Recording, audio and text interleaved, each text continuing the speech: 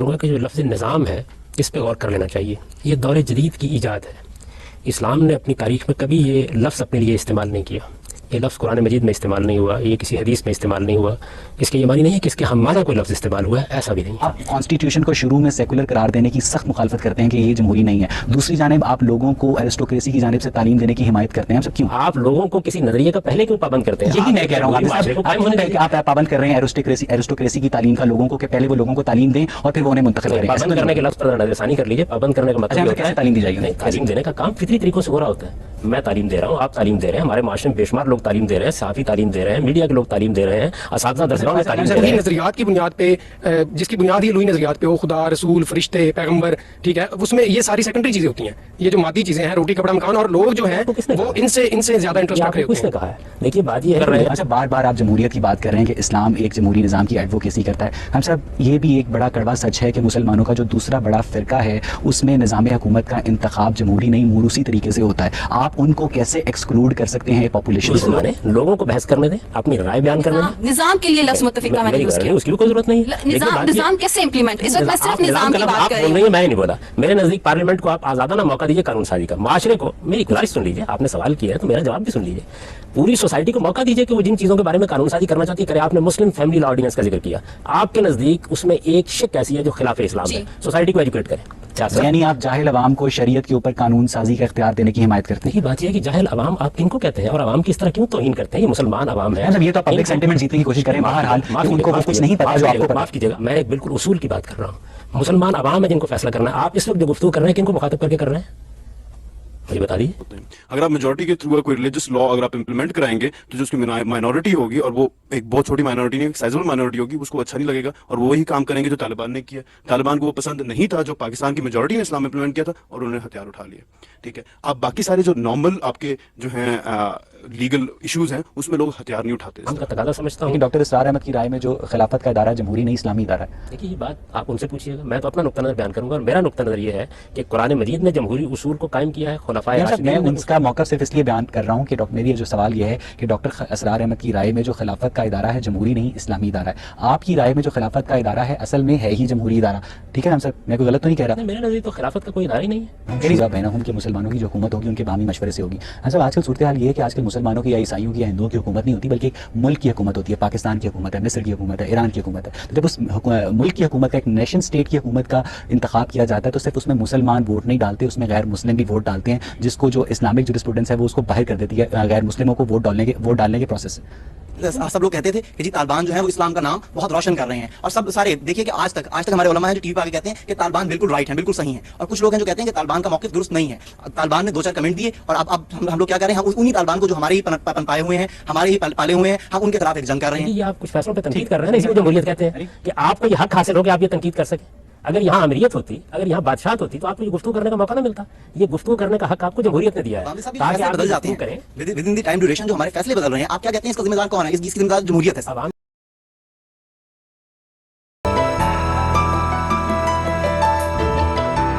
السلام علیکم, پروگرام غامدی میں خوش آمدید. ناظرین, اسلامی نظام قائم ہونا چاہیے, مسلمانوں کی اکثریت اس کی حمایت کرتی ہے. کیسے قائم ہونا چاہیے, مسلمانوں کی اقلیت بھی اس پر متفق دکھائی نہیں دیتی.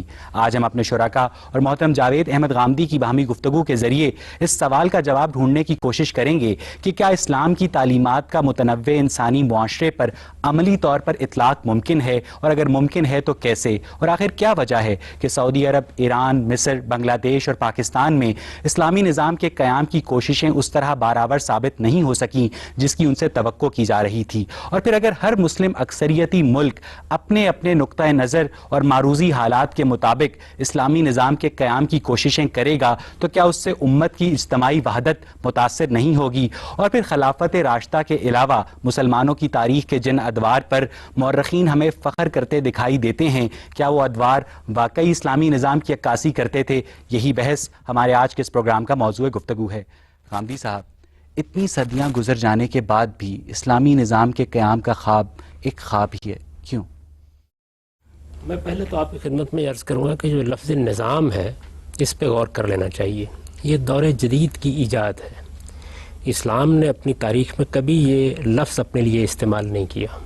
یہ لفظ قرآن مجید میں استعمال نہیں ہوا, یہ کسی حدیث میں استعمال نہیں ہوا, اس کے یہ معنی نہیں ہے کہ اس کے ہم معنی کوئی لفظ استعمال ہوا ہے، ایسا بھی نہیں ہے۔ نظام کا لفظ جب ہم بولتے ہیں تو اس سے ہمارے ذہن میں یہ تصور آتا ہے کہ ہم نے سیاست، معیشت، معاشرت کے بارے میں کچھ قاعدے ضابطے اس طرح کے بنا دیے ہیں، کوئی اس کی جزیات تک طے کر دی ہیں۔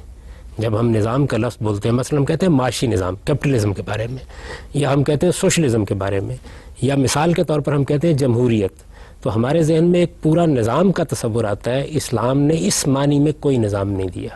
اسلام اللہ کا دین ہے اور اس کے دو اجزاء ہیں، ایک وہ ہے جس کا تعلق ایمان اور اخلاق سے ہے، اور دوسرے کا تعلق قانون سے ہے۔ قانون کا مطلب یہ ہے کہ اللہ تعالیٰ نے بعض معاملات میں، جس طرح ہماری پارلیمنٹ قانون سازی کرتی ہے یا حکمران قانون سازی کرتے رہے ہیں، بعض معاملات میں خود قانون بنا کے مسلمانوں کو دے دیا۔ نہیں دیتا، گائیڈنگ پرنسپلز دیتا ہے۔ اسلام نے قانون دیا ہے، ایک لا دیا ہے، آپ کو اس قانون کی پیروی کرنی ہوتی ہے، اور وہ لا بھی محدود معاملات میں دیا گیا ہے، یعنی صرف ان معاملات میں دیا گیا ہے جن میں انسان کے لیے خود کوئی فیصلہ کرنے کی بنیاد موجود نہیں ہے۔ تو پہلی چیز تو یہ سمجھ لینی چاہیے۔ دوسری چیز یہ ہے کہ جس وقت اس قانون کو انٹرپریٹ کیا جائے گا تو انسانی معاشروں میں جب آپ کسی چیز کی تعبیر کرتے ہیں تو اس میں اختلافات ہو جائیں گے۔ یہ اختلافات مسلمانوں کی پوری تاریخ میں موجود رہے ہیں۔ چنانچہ اگر آپ غور کریں تو ہر دور میں، خلافت راشدہ کے زمانے میں بھی اور خلافت راشدہ کے بعد بھی، مسلمان اپنی اپنی تعبیر کے مطابق شریعت پر عمل کرنے کی کوشش کرتے رہے ہیں۔ بنو امیہ سے آپ پوچھیں تو وہ بھی کہیں گے کہ ہم شریعت پر عمل کر رہے ہیں، بنو عباس سے پوچھیں تو وہ بھی یہی کہیں گے، عثمانیوں سے پوچھیں تو وہ بھی یہی کہیں گے، مغلوں سے پوچھیں تو وہ بھی یہی کہیں گے۔ تو اسلام جب آپ بولتے ہیں یا دین کا لفظ آپ بولتے ہیں تو اس کا مطلب کیا ہے؟ اس کا مطلب یہ ہے کہ انسانی معاشرے جس طرح اس کا فہم رکھتے ہیں، جب اسلام زکوٰۃ کو اور نماز کو بزور طاقت ریاست میں نافذ کرنے کا حکم دیتا ہے تو کم از کم اس سے یہ بات تو ثابت ہوتی ہے کہ جب مسلمانوں کی اکثریت کی حامی ایک حکومت قائم ہوگی تو وہ بہرحال معاشرتی معاملات پہ دین کا اطلاق کرے گی۔ اس کا مطلب یہ ہوا کہ بعض معاملات پر، جیسا کہ آپ نے فرمایا کہ اسلام قانون دیتا ہے، گائیڈنگ پرنسپلز دیتا ہے، بعض معاملات پر نہیں دیتا۔ اب وہ جو ویکیوم ہے، وہ جو سپیس ہے، وہ کور کیسے ہوگی؟ مسلم فقہا کی انٹرپریٹیشن سے، اور اس انٹرپریٹیشن پہ لوگوں کے مابین اتنا اختلاف ہے کہ سر پھٹول کی نوبت آ جاتی ہے۔ میں تاریخ پر یہی تبصرہ کر رہا تھا کہ تاریخ انسانی میں اور مسلمانوں کی تاریخ میں جب بھی کسی دین کی تعبیر کی جائے گی تو اس میں اختلافات ہو جائیں گے۔ اس وقت بھی سعودی عرب یہ دعویٰ کرتا ہے کہ انہوں نے اپنی تعبیر کے مطابق اسلام پر عمل کرنے کے لیے قانون سازی کر رکھی ہے۔ ایران یہ دعویٰ کرتا ہے کہ انہوں نے اپنی تعبیر کے مطابق یہی کام کر رکھا ہوا ہے۔ بہت سے اور مسلم معاشرے ہیں جن میں یہی دعویٰ کیا جاتا ہے۔ تو اس وجہ سے یہ بات جو آپ نے فرمائی ہے کہ مسلمان اس کا خواب دیکھتے رہیں گے، ایسا نہیں ہے۔ یعنی خلفائے راشدین کا زمانہ ایک مثالی زمانہ ہے۔ مسلمان 1430 سال سے اس بات کی تھیوری کی پریکٹس کر رہے ہیں، اپنے یہ سوچ رہے ہیں کہ جی ہمیں سودی نظام سے چھٹکارا پانا ہے، آج تک نہیں پا سکے۔ سودی نظام ایک زمانے میں پوری مسلمان ریاستوں میں ممنوع رہا ہے۔ سودی نظام کی تو تاریخ ہمیشہ سے، کب؟ خلفائے راشدین کے زمانے میں، بنو امیہ کے زمانے میں، بنو عباس کے زمانے میں، قرطبہ کی سلطنت میں سود نے ایک باقاعدہ انسٹیٹیوشن کی صورت اختیار کی ہے موجودہ 2-3 صدیوں میں۔ یہ آپ بینکاری نظام کی بات کر رہے ہیں۔ نہیں، میں بینکاری نظام کی بات نہیں کر رہا، میں تجارت کے اوپر لیے جانے والا سود کی بات کر رہا ہوں، اور وہ کبھی ہمیشہ ممنوع رہا، ممنوع نہیں ہوا۔ پوری کی پوری مسلمانوں کی تاریخ میں کبھی اس کا ایک دن کے لیے بھی جواز نہیں ہوا۔ یہ آپ فتاوی عالمگیری اٹھا کے دیکھ لیں، آپ مجلہ یا احکام اسلامی اٹھا کے دیکھ لیں، یہ تو حالیہ دور کی چیزیں ہیں۔ کسی دور میں بھی مسلمانوں کے ہیں یہ قاضی ابو یوسف۔ میں آپ کا یہ دعویٰ تسلیم بھی کر لوں کہ ایک خاص ایرا میں سود نہیں رہا مسلمانوں کے معاشرے میں، لیکن آج کل جو ورلڈ پالیٹکس ہے، جیو پالیٹکس ہے، اس میں یہ عملی طور پر ممکن نہیں ہے کہ آپ اس طرح دنیا سے اپنی ٹریڈ کو کٹ آف کر لیں کہ آپ سود کے اوپر پابندی لگا دیں۔ یہ ایک ایسپیکٹ ہے معاشی نظام کا، یعنی اسلام کے گائیڈنگ پرنسپلز کو مد نظر رکھتے ہوئے حکومت کا قیام کیسے ممکن ہے؟ دیکھیے بات یہ ہے کہ اسلام نے چند چیزوں کو ممنوع قرار دیا ہے۔ پہلے یہ سوال ہونا چاہیے، جس پر سارے مسلمان متفق نہیں ہیں کہ وہ ممنوع ہیں بھی کہ نہیں، جو بنیادی چیزیں ان پر متفق، اس پہ بھی نہیں ہے۔ اچھا فرض کر لیجیے نہیں ہوں گے تو جس جگہ ان کا نظم ریاست قائم ہوگا وہاں اکثریت فیصلہ کر لے گی۔ دیکھیے بات یہ ہے کہ باقی چیزوں میں آپ کی اس توجیہ کے مطابق تو سعودی عرب میں بھی اسلامی نظام قائم ہے کیونکہ وہ بہرحال ان کی انٹرپریٹیشن ہے، ایران میں بھی اسلامی نظام قائم ہے کیونکہ وہ بہرحال ان کی انٹرپریٹیشن ہے۔ دیکھیے مجھے اس پر جو اعتراض ہے وہ یہ نہیں ہے کہ ان کو انٹرپریٹ کرنے کا حق نہیں ہے، مجھے اس پر یہ اعتراض ہے یہ وہاں کے عوام کو یہ موقع نہیں دیا گیا۔ اسی طریقے سے میں ایران میں بھی یہی اعتراض کروں گا، جہاں کہیں کسی طبقے کی حکومت ہوگی، جہاں بادشاہت ہوگی، وہاں میرا اعتراض یہ ہوگا۔ تو اسلام کی تاریخ میں کب پاپولر ووٹ کے ذریعے اسلامی حکومت کا قیام عمل میں آیا؟ دیکھیے بات یہ ہے کہ خلفائے راشدین نے پاپولر ووٹ کا لفظ استعمال کیا، بالکل یہی ہوا، وہاں ایسا ہی ہوا. دیکھیے آپ پاپولر ووٹ کا لفظ استعمال کرتے ہیں تو حاضر کو ماضی میں داخل کر دیتے ہیں. پہلی بنیادی بات یہ ہے کہ لوگوں کی رائے سے حکومت وجود میں آئی. جمہوریت تحفہ ہی 20ویں صدی کا ہے. جمہوریت نے ایک نظام کی صورت 20ویں صدی میں اختیار کی ہے. جمہوریت کا اصول یہ تو آپ دیکھیے کہ پلیٹو کی جو جمہوریہ ہے اس میں بڑی قوت کے ساتھ زیر بحث آیا ہے. حکومت کی جو چاروں قسمیں اس میں بیان کی ایرسٹوکریسی تھی جو منتخب کرتی تھی. اس نے جو چاروں قسمیں بیان کی ہیں ان میں جمہوریت پر بھی گفتگو کی ہے. اسی طریقے سے خلفائے راشدین کے زمانے میں جمہوری اصولوں کو اس وقت کی قبائلی روایات یعنی کے آپ مطابق نافذ خلافت کے کیا ادارے گیا. کو جمہوری سمجھتے ہیں؟ خلافت کے ادارے سے مراد جب خلفائے راشدین حکومت کر رہے تھے. یعنی وہ جمہوری طریقے سے کر رہے تھے. بالکل جمہوری تو اس کا مطلب ہے کہ آخری درجے کی جمہوری آج طریقے بھی سے ہمیں کر رہے ہیں. خلفاء کا انتخاب کرنا چاہیے لازماً، اس لیے کہ قرآن مجید نے یہ کہا ہے کہ امرہم شورا بینہم. میرے نزدیک تو دیکھیے راستہ ہی سادہ یہ ہے کہ آپ پہلے یہ فیصلہ کریں کہ آپ کو کون سی حکومت قائم کرنی ہے. یہ جو اسلام کی بحث ہے یہ بعد میں آئے گی. شخصی حکومت قائم کرنی ہے یا آپ نے طبقاتی حکومت قائم کرنی ہے، جمہوری حکومت قائم کرنی ہے. قرآن ہم کو یہ تعلیم دیتا ہے کہ امرہم شورا بینہم، مسلمانوں کا نظام ان کی رائے پر مبنی جس ہو. میں لیکن آج کل تو ریاست کے اندر مسلمانوں کے علاوہ غیر مسلمز بھی رہتے ہیں، غیر مسلم بھی رہتے ہیں، تو ان کی رائے بھی لی جائے گی اسلامی حکومت کے قیام میں. اس کو لینے میں کیا مانے؟ لیکن یہ تو امرہم شورا بینہم کی خلاف ورزی ہوئی، کیونکہ شورا بینہم سے مراد ہے کہ وہ صرف مسلمانوں کی رائے لی جائے گی. دیکھیے بات یہ ہے کہ جب مسلمان اکثریت میں ہوں گے تو ان کو بھی یہ حکم دیا گیا ہے.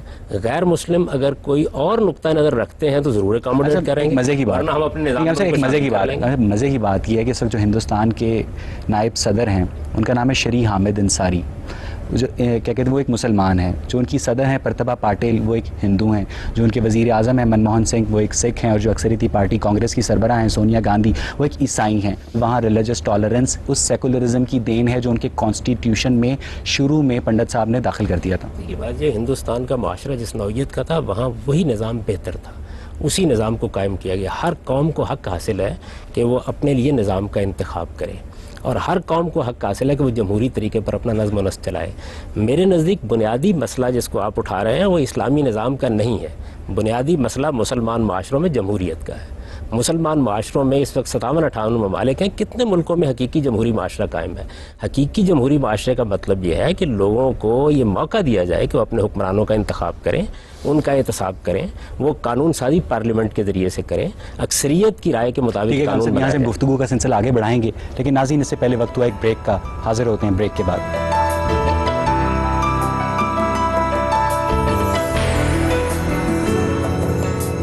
بریک کے بعد خوش آمدید. خامدی صاحب آپ فرما رہے ہیں کہ مسلمانوں کو آج تک جمہوری طریقے سے حکومت منتخب کرنے کا موقع ہی نہیں دیا گیا. ہم صاحب آپ کو نہیں لگتا کہ اس جرم بے لذت میں مذہبی علماء بھی برابر کے شریک ہیں؟ کوئی شبہ نہیں، انہوں نے بھی غلطیاں کی ہیں. دیکھیے مختلف معاشروں کے اندر جتنے بھی طبقات ہوتے ہیں ان طبقات میں سے باشعور طبقات سب سے بڑھ کر مورد الزام ہوتے ہیں. اگر دانشور غلطی کرتے ہیں، علماء غلطی کرتے ہیں، سائنسی علوم کے ماہرین غلطی کرتے ہیں تو وہ ایک بڑی غلطی بن جاتی ہے. اللہ تعالیٰ نے دنیا میں تقسیم ایسے کر رکھی ہے کہ اس میں کچھ لوگ ہوتے ہیں جو ذہنی لحاظ سے باقی لوگوں سے برتر ہوتے ہیں. انہی لوگوں کو فیصلے بھی کرنے ہوتے ہیں اور ان کے فیصلوں سے عوام متاثر بھی ہوتے ہیں. وہ غلطی کریں گے اس کے اثرات بہت دور میں دور آپ تک. کی بات سے 100% اتفاق کرتا ہوں کہ ذہنی طور پر عوام سے کچھ لوگ بہرحال برتر سطح پر ہوتے ہیں. وہ لوگ پالیسی میکرز ہوتے ہیں، وہ لوگ عوام کے ٹرینڈ سیٹرز ہوتے ہیں. لیکن غامی صاحب دوسری جانب آپ یہاں ایک تھوڑا سی ایرسٹوکریسی کی طرف آپ ٹلٹ لیتے ہیں، لیکن آپ جب حکومت منتخب کرنے کی بات کرتے ہیں تو آپ ان جوہلا کے ذریعے حکومت کو منتخب کرانے کی بات کرتے ہیں، جو رکشہ چلاتا ہے، جو تانگا چلاتا ہے، جو سائیکل چلاتا ہے، جو اسٹیشن کے اوپر کلفیاں بیچتا ہے. تو ہم صاحب یہ تضاد کیوں؟ دیکھیے ان کو حق حاصل ہے کہ وہ ان لوگوں کا انتخاب کریں جو ان کی رہنمائی کریں. وہ تو اسمگلر کو بھی منتخب کر لیں گے جو ان کو ہسپتال بنا کے دے یا سڑک بنا کے دے. انہیں آئیڈیالوجی سے کچھ نہیں لینا دینا. اس کا مطلب یہ ہے کہ آپ نے اپنے لوگوں کی تعلیم تربیت کا اہتمام نہیں کیا. وہ تربیت کیسے ہوئی؟ وہ تربیت کیسے ہوگی؟ ہم سب یہی وہ تربیت کیسے ہوگی؟ تربیت اس طریقے سے ہوگی جس طرح خدا نے جو نظام بنا رکھا ہے اس میں جو لوگ بھی اہل دانش ہیں، جن لوگوں کی بھی اللہ تعالیٰ نے برتر ذہنی صلاحیتیں دی ہیں، وہ اپنی سوسائٹی کے معلم بن کے کھڑے ہوں. سارے معاشروں میں ایسے ہی ہوتا ہے. افلاطون ایک بڑا معلم تھا. آپ کانسٹیٹیوشن کو شروع میں سیکولر قرار دینے کی سخت مخالفت کرتے ہیں کہ یہ جمہوری نہیں ہے. دوسری جانب آپ لوگوں کو ایرسٹوکریسی کی جانب سے تعلیم دینے کی حمایت کرتے ہیں. ہم سب کیوں؟ آپ لوگوں کو کسی نظریے کا پہلے کیوں پابند کرتے ہیں؟ یہی میں کہہ رہا ہوں معاشرے کو قائم ہونے دیجیے. کہ آپ پابند کر رہے ہیں ایرسٹوکریسی کی تعلیم کا لوگوں کو، کہ پہلے وہ لوگوں کو تعلیم دیں اور پھر وہ انہیں منتخب کریں. پابند کرنے کے لفظ پر ذرا نظر ثانی کر لیجیے. پابند کرنے کا مطلب یہ ہوتا ہے کیسے تعلیم دی جائے گی؟ نہیں، تعلیم دینے کا کام فطری طریقوں سے ہو رہا ہوتا ہے. میں تعلیم دے رہا ہوں, آپ تعلیم دے رہے ہیں, ہمارے معاشرے میں بے شمار لوگ تعلیم دے رہے ہیں, صحافی تعلیم دے رہے ہیں, میڈیا کے لوگ تعلیم دے رہے ہیں, اساتذہ درسگاہوں میں تعلیم دے رہے ہیں. گجرانوالہ کے قریب ایک گاؤں ہے, اس میں کچھ لوگ رہتے ہیں جو صبح سے لے کر شام تک روزی روٹی کے چکروں میں پھنسے رہتے ہیں. انہیں پتہ نہیں ہے کہ اسلامی نظام کیا ہوتا ہے, انہیں یہ بھی نہیں پتہ سیکولرزم کیا ہوتا ہے, انہیں یہ پتہ نواز شریف ہوتا ہے, بے نظیر ہوتی ہے, دیٹس اٹ.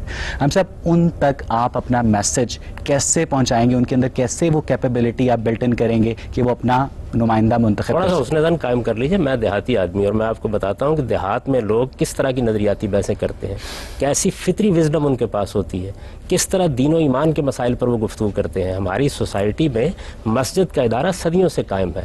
میں ایک دیہات سے تعلق رکھنے والا آدمی ہوں, میں آپ کو بتاتا اگر وہ ہوں. اتنی وزڈم رکھتے ہوتے تو اس طرح کے لوگ منتخب کرتے نہیں, دیکھیے بات یہ ہے, اس طرح کے لوگ جب آپ کہتے ہیں تو اس کا مطلب یہ ہے کہ ابھی ہمارے حکمرانوں کو کیسا ہونا چاہیے اس کا ہم نے کوئی بہتر شعور لوگوں میں پیدا نہیں کیا.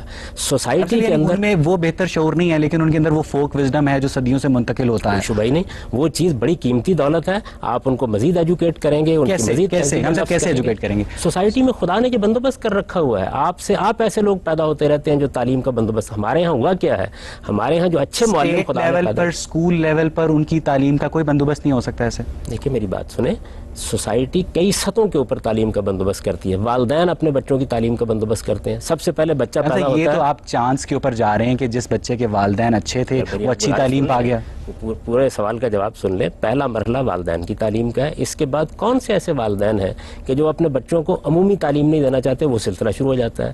اس کے بعد بے شمار آپ کے ہاں غیر رسمی ادارے وجود میں آ جاتے ہیں. تعلیم کے لیے بہرحال لوگوں کو اسکولوں کا رخ کرنا پڑے گا, جہاں ایک طبقاتی نظام قائم ہے, انگلش میڈیم, اردو میڈیم, مدرسہ. آپ رسمی کیوں کر لیتے ہیں؟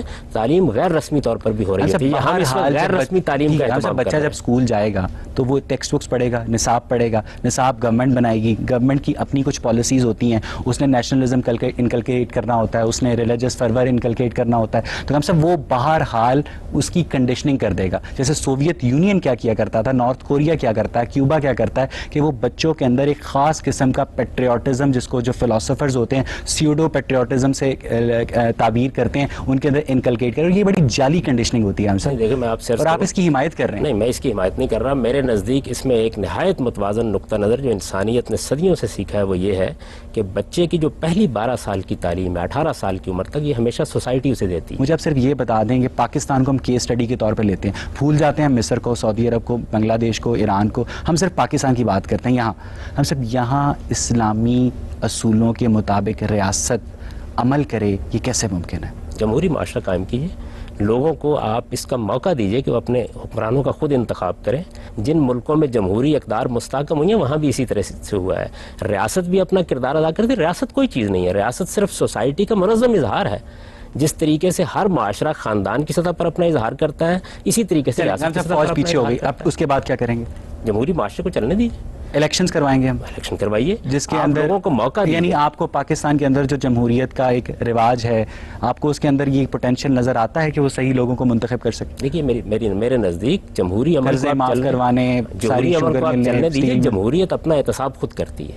جمہوریت کے تجربے سے انسان نے یہ سیکھا ہے کہ آپ ایک بار انتخابات ہونے انسانی تاریخ میں دعوے کے ساتھ کہہ رہا ہوں, میں کسی ایک ملک کی تاریخ کی بات نہیں کر رہا, آج تک جمہوری طریقے سے کوئی بھی مذہبی نظام قائم نہیں ہو سکا آج تک. یہ آپ کیسے کہتے ہیں؟ مجھے ایک مثال دے جہاں ہوا ہوگا. میں تو عرض کرتا ہوں کہ ساری دنیا میں ایسا ہی ہوا ہے. مذہبی نظام سے آپ کی کیا مراد ہے؟ یعنی ایک ایسی گورنمنٹ جو مذہب سے اپنے گائیڈنگ پرنسپلز کو اخذ کرتی ہو. یہ اس وقت جتنا بھی دنیا کے اندر جتنی بھی حکومتیں قائم ہیں ان کا کوئی نہ کوئی اخلاقی نظام ہوتا ہے. آپ اس میں مذہب کا لفظ ایک خاص معنی میں استعمال کرتے ہیں. یہ جو مسیحی ممالک ہیں, آپ دیکھیے کتنے ممالک ہیں جو آج بھی اسلامک ریپبلک کے نام سے اس وقت 4 ملک ہیں, پاکستان, افغانستان, ایران اور موریتانیہ, لیکن آج تک کوئی ایسا ملک نہیں گزرا. میں تو اپنے مغربی ممالک مثلا انگلستان کی حکومت کو دیکھیے, خالص مسیحی حکومت ہے, خالص مسیحی حکومت ہے. وہاں کا حکمران سپریشن ہے چرچ اور اسٹیٹ. وہاں کا جو حکمران ہے وہ جس طریقے سے مملکت کا سربراہ ہے اسی طرح چرچ کا. آپ جسٹیفیکیشن دے رہے ہیں؟ نہیں, میں تو آپ کو صرف یہ بتا رہا ہوں کہ جمہوری معاشروں کے اندر بھی مذہبی اقدار اسی طرح قائم ہوتی ہیں. آپ آج ہاؤس آف لارڈز میں داخل ہوں برطانیہ میں, آج بھی آپ کو ملکہ برطانیہ یا برطانیہ کے بادشاہ کے دائیں ہاتھ جو نشست ملتی ہے وہ بشپ آف کینٹربری کی ہوتی ہے. تو مذہبی افکار، مذہبی خیالات، مذہبی روایات کسی سوسائٹی کا حصہ ہیں. اس کا ظہور ایک جمہوری معاشرے میں فطری طریقے پہ ہوتا ہے. ہم اصل میں غیر فطری طریقے سے معاشرے کو پابند کرنا چاہتے ہیں. اس لیے میں یہ کہتا ہوں کہ ہمیں ایک جمہوری معاشرہ قائم کرنے دیجئے.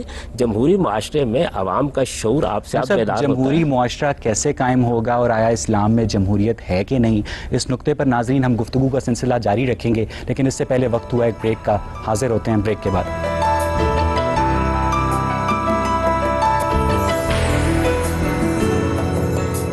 بریک کے بعد خوش آمدید. جی آپ پوچھیے. غامدی صاحب، آپ نے جو اسلامی نظام کے حوالے سے بات کی، چلیں ہم آپ کے کہنے پہ نظام کی انٹرپریٹیشن ہٹا ہی دیتے ہیں. تو جب اسلام کو ہم کمپلیٹ کوڈ آف لائف کہتے ہیں تو اس میں ہمارے پاس اس کی عملی مثالیں جو ہیں صحابہ کرام کی زندگی میں ہیں. صدیق اکبر کا دور اگر دیکھیں نظام کے حوالے سے تو وہ ایک سلیکشن تھی. اس کے بعد حضرت عمر فاروق رضی اللہ تعالیٰ عنہ کا یہ نامینیشن تھی. اس کے بعد حضرت علی کا اس طرح ریفرینڈم ہوا. عثمان رضی اللہ تعالیٰ عنہ کا الیکٹوریل کالج نے اس کا فیصلہ کیا. تو ان لوگوں نے کیا پورا نظام اسلام ہمارے سامنے پیش نہیں کیا جس میں ساری چیزیں تھیں؟ اس کے اندر عدل و انصاف بھی تھا، قضاء کا معاملہ بھی تھا، سیکیورٹی بھی تھی، اور تمام زندگی کے شعبجات بھی تھے. وہ چیزیں جن کا تعلق مسلمان معاشرے کے اندرونی نظم سے ہے، اس میں قرآن مجید کی ہدایت یہ ہے کہ امرہم شورا بینہم. مسلمانوں کا نظم اجتماعی ان کے باہمی مشورے پر قائم ہوگا، ان کی رائے پر قائم ہوگا. خلفائے راشدین نے بھی اسی اصول کو اپنے زمانے کے حالات کے لحاظ سے روبہ عمل کیا تھا. کبھی بھی آپ کسی اصول کو حالات اور تمدنی تقاضوں سے الگ کر کے نہیں دیکھ سکتے. آپ جب امرہم شورا بینہم کے اصول پر ایک قبائلی معاشرے میں عمل کریں گے تو ایک اور نظام وجود میں آئے گا. جب آپ اس کو آج کے معاشرے میں روبہ عمل کریں گے تو ایک اور چیز وجود میں آئے گی. ایسے ہی ہو سکتا ہے 200 سال بعد ایک بالکل دوسرے طریقے سے وجود پذیر ہو جائے یہ چیز. یہ جو نظام حیات یا کامل نظام حیات کی آپ تعبیر اختیار کرتے ہیں، یہ بھی کوئی قرآن و حدیث کی تعبیر نہیں ہے، دور جدید کی تعبیر ہے. خلفائے راشدین ہوں یا آج کے لوگ ہوں، ایک چیز ہے اسلام کی دی ہوئی باتیں، وہ تو صرف وہ ہوں گی جو قرآن میں بیان ہوئی ہیں، جو رسالت میں آپ صلی اللہ علیہ وسلم نے واضح کر دی ہیں. ان کی روشنی میں جب مسلمان معاشرہ اپنے لیے قانون سازی کرے گا تو اس سے نظام وجود میں آنے شروع ہو جائیں گے. آج بھی ایسے ہی ہوگا. مثال کے طور پر دیکھیے کہ امرہم شورا بینہم کے تحت جب ہم ایک نظام بنانے بیٹھتے ہیں تو ہمیں بے شمار فیصلے کرنے ہوتے ہیں. پارلیمانی ہوگا، صدارتی ہوگا، صدر اور وزیر اعظم کے اختیارات کیا ہوں گے، کورٹس کیسے کام کریں گی، یہ بے شمار سوالات ہیں جن کے ہم جواب دیں گے. یہ ہم کر رہے ہوتے ہیں. ہمیں کسی نظام کے اندر اپنے حصے کو فراموش نہیں کرنا چاہیے. تو میں یہ فرق آپ کو بتا رہا ہوں کہ اسلام ایک قانون دیتا ہے، اس قانون کو سامنے رکھ کر مسلمان معاشرہ قانون سازی بھی کرتا ہے اور اپنے لیے نظام بھی بناتا ہے. جی آپ پوچھیے. میرا سوال یہ ہے کہ اگر کوئی نظام ہم نے لاگو کرنا ہے تو نظام اور قانون سازی کا جو تعلق ہے وہ یہ ہے کہ نظام لازمی طور پہ قانون سازی کے سارے پیرامیٹرز، سارا فریم ورک آپ کو دے گا. اگر اسلام نظام نہیں ہے تو پھر قانون سازی اس کی بیس پہ کیوں کی جائے؟ تو اس طرح ہم پیرالل سسٹم کریٹ کرتے ہیں جس طرح یہاں پہ یہ جو آپ نے مقدمہ قائم کیا، یہ کیا مقدمہ ہے؟ یعنی جب تک کسی جگہ کسی نظام کا فیصلہ نہ کر لیا جائے قانون سازی نہیں ہوتی. قانون سازی اس مجرد اصول پر ہوتی ہے. میں نے یہ نہیں کہا اس وقت پاکستان میں کون سا نظام ہے؟ پاکستان لازمن ہوگا. پاکستان میں فیوڈلزم ہے، پاکستان میں ارسٹوکریسی ہے، پاکستان میں کیا ہے، کلائنٹ سٹیٹ ہے، مطلب سب کچھ موجود ہے. اس کے باوجود یہ جتنے لوگ بھی پاکستان میں بستے ہیں ان کی بہت بڑی اکثریت مسلمان ہے. جب یہ پارلیمنٹ میں بیٹھتے ہیں تو قانون سازی کرنے لگتے ہیں. فیوڈلزم کی کون سی چیز ہے کہ جو ان کو قانون سازی سے روکتی ہے؟ ابھی آپ دیکھیے، آج سے چند ہفتے پہلے آپ نے پورے ملک میں ایک سروے کرایا، لوگوں سے پوچھا کیا آپ شریعت چاہتے ہیں؟ 81% لوگوں نے کہا کہ ہم شریعت چاہتے ہیں. شریعہ کی 1001 انٹرپریٹیشنز ہیں. شریعہ بہترین نظام ہے، بہترین نظام کا آپ نے ویژن دے دیا، نہ کچھ قانون سازی کی، نہ کچھ بتایا، اور نہ ہو سکتی تھی. ہوئی ہے تو ضیاء الحق کی فارم ہی کر سکتے تھے آپ، اس کے علاوہ کوئی چارہ تھا ہی نہیں. اگر لوگ کہہ رہے ہیں شریعہ چاہیے تو شریعہ سے ان کی مراد یہ نہیں ہوتی کہ یہ مطلب اس طرح نماز پہ پڑھوں گا تو میں بہت اچھا ہو جاؤں گا. نماز تو وہ پڑھ ہی سکتے ہیں، انہیں تو روٹی کپڑا مکان چاہیے، جو کسی صورت آپ کی کسی شریعہ کی انٹرپریٹیشن میں فی الحال ممکن نہیں ہے. جو ارسٹوکریسی کی دو چیزوں کو ملا دیا آپ نے. روٹی کپڑا مکان بھی انسان کی ضرورت ہے، امن بھی انسان کی ضرورت ہے، عدل بھی انسان کی ضرورت ہے، اور اسی طرح وہ ایک مذہبی وجود بھی ہے. غامدی صاحب، وہ نظام جو الوہی نظریات کی بنیاد پہ، جس کی بنیاد ہی الوہی نظریات پہ ہو، خدا، رسول، فرشتے، پیغمبر، ٹھیک ہے، اس میں یہ ساری سیکنڈری چیزیں ہوتی ہیں. یہ جو مادی چیزیں ہیں، روٹی کپڑا مکان، اور لوگ جو ہیں وہ ان سے زیادہ انٹرسٹ رکھ رہے ہوتے ہیں. کس نے کہا ہے؟ دیکھیے بات یہ ہے کہ میرا ایک نظریاتی وجود گاندھی صاحب پانچ بنیادی ہیں نا اسلام کے، نماز، روزہ، حج، میری بھی گزارش سن لیجیے، میرا ایک نظریاتی وجود ہے، وہ بھی اپنا ظہور کرے گا. مجھے اللہ تعالیٰ نے کچھ جبلتوں کا پابند کیا، وہ بھی اپنا ظہور کریں گی. سوسائٹی کو آپ سوسائٹی کے طور پر دیکھیے. آپ کو اگر حق حاصل ہے کہ آپ سوشلزم پر ایک لیکچر دیں سوسائٹی کو، آپ کمیونزم پر ایک لیکچر دیں سوسائٹی کو، تو مجھے بھی حق حاصل ہے کہ میں خدا کا دین بیان کروں. کے خلاف بات نہیں کر رہا ہوں میں، مجھے بھی حق حاصل ہے میں خدا کا دین بیان کروں. معاشرے کو فیصلہ کرنے دیں. آپ خدا کا دین بیان نہیں کرتے ہیں، آپ کہتے ہیں کہ وہ ایشوز جو کہ ایک ماں باپ طبیعتی تصورات سے ریلیٹڈ ہیں ان کی بنیاد پہ ہم کنسنسس کریٹ کریں، جو کہ ممکن ہی نہیں ہے. کنسنسس ہوتا ہے مادی ایشوز پہ، میری گزارش سنیے نا، میں یہ عرض کر رہا ہوں کہ آپ کے ملک کے اندر آج تک جتنے کنسنسس ہوئے اسی اصول پر ہوئے. آپ یہ دیکھیے آپ کی پارلیمنٹ کے اندر ذوالفقار علی بھٹو صاحب کے زمانے میں جتنی قانون سازی ہوئی وہ ایک منتخب حکمران تھے، اور جو بعد میں ضیاء نے اوور رول کیا اس کی جو حمایت کی گئی اس کے بارے میں کیا کہیں گے آپ؟ کیجیے گا وہ بات کا مسئلہ نا. پارلیمنٹ میں جو قانون سازی ہوئی وہ قانون سازی خالص مذہبی معاملات پر ہوئی ہے. نہیں، جمہوریت اور پارلیمنٹ اور اس کے بیسک رائٹس، مثالیں دیتا ہوں آپ کو. بیسک رائٹس، مثلاً ان کے زمانے میں پاکستان یہ اسلامی چیزیں نہیں ہیں. میری گزارش سنیے، ان کے زمانے میں پاکستان کا آئین بنایا گیا کہ کیا اس آئین میں صرف روٹی کپڑا مکان لکھا ہوا ہے؟ نہیں، اس آئین میں یہ نہیں لکھا، اس میں یہ بھی لکھا ہوا ہے کہ پریزیڈنٹ مسلمان ہوگا وغیرہ وغیرہ. یہ مولویوں کو خوش کرنے کے لیے یہ رکھا گیا. لکھا ہوا ہے کہ کوئی قانون قرآن و سنت کے خلاف نہیں. یہ بھی لکھا ہوا ہے اس میں، یہ بھی لکھا ہوا ہے. میں اسی لیے کہہ رہا ہوں کہ معاشرہ ایک ہول ہوتا ہے، اس کے اندر لوگ. گاندھی صاحب مسئلہ تو تب پیدا ہوا کہ یہ لکھنے کے باوجود بھی ضرورت محسوس ہوئی کہ شریعہ کا نیا فریم ورک لایا جائے ضیاء الحق کی فارم میں. ضیاء الحق صاحب نے آ کے اس قانون کو پامال کیا، انہوں نے اس آئین کو توڑا، انہوں نے غیر جمہوری اقدام. تو شریعہ کی لمٹ کیا ہے؟ آپ جمہوری معاشرہ دیں، ہمارے جمہوری معاشرے کو کام کرنے دیں. ہم تو آپ سے یہ مطالبہ نہیں کر رہے ہیں کہ آپ جمہوریت کو پامال کر کے کوئی قانون نافذ کر دیں.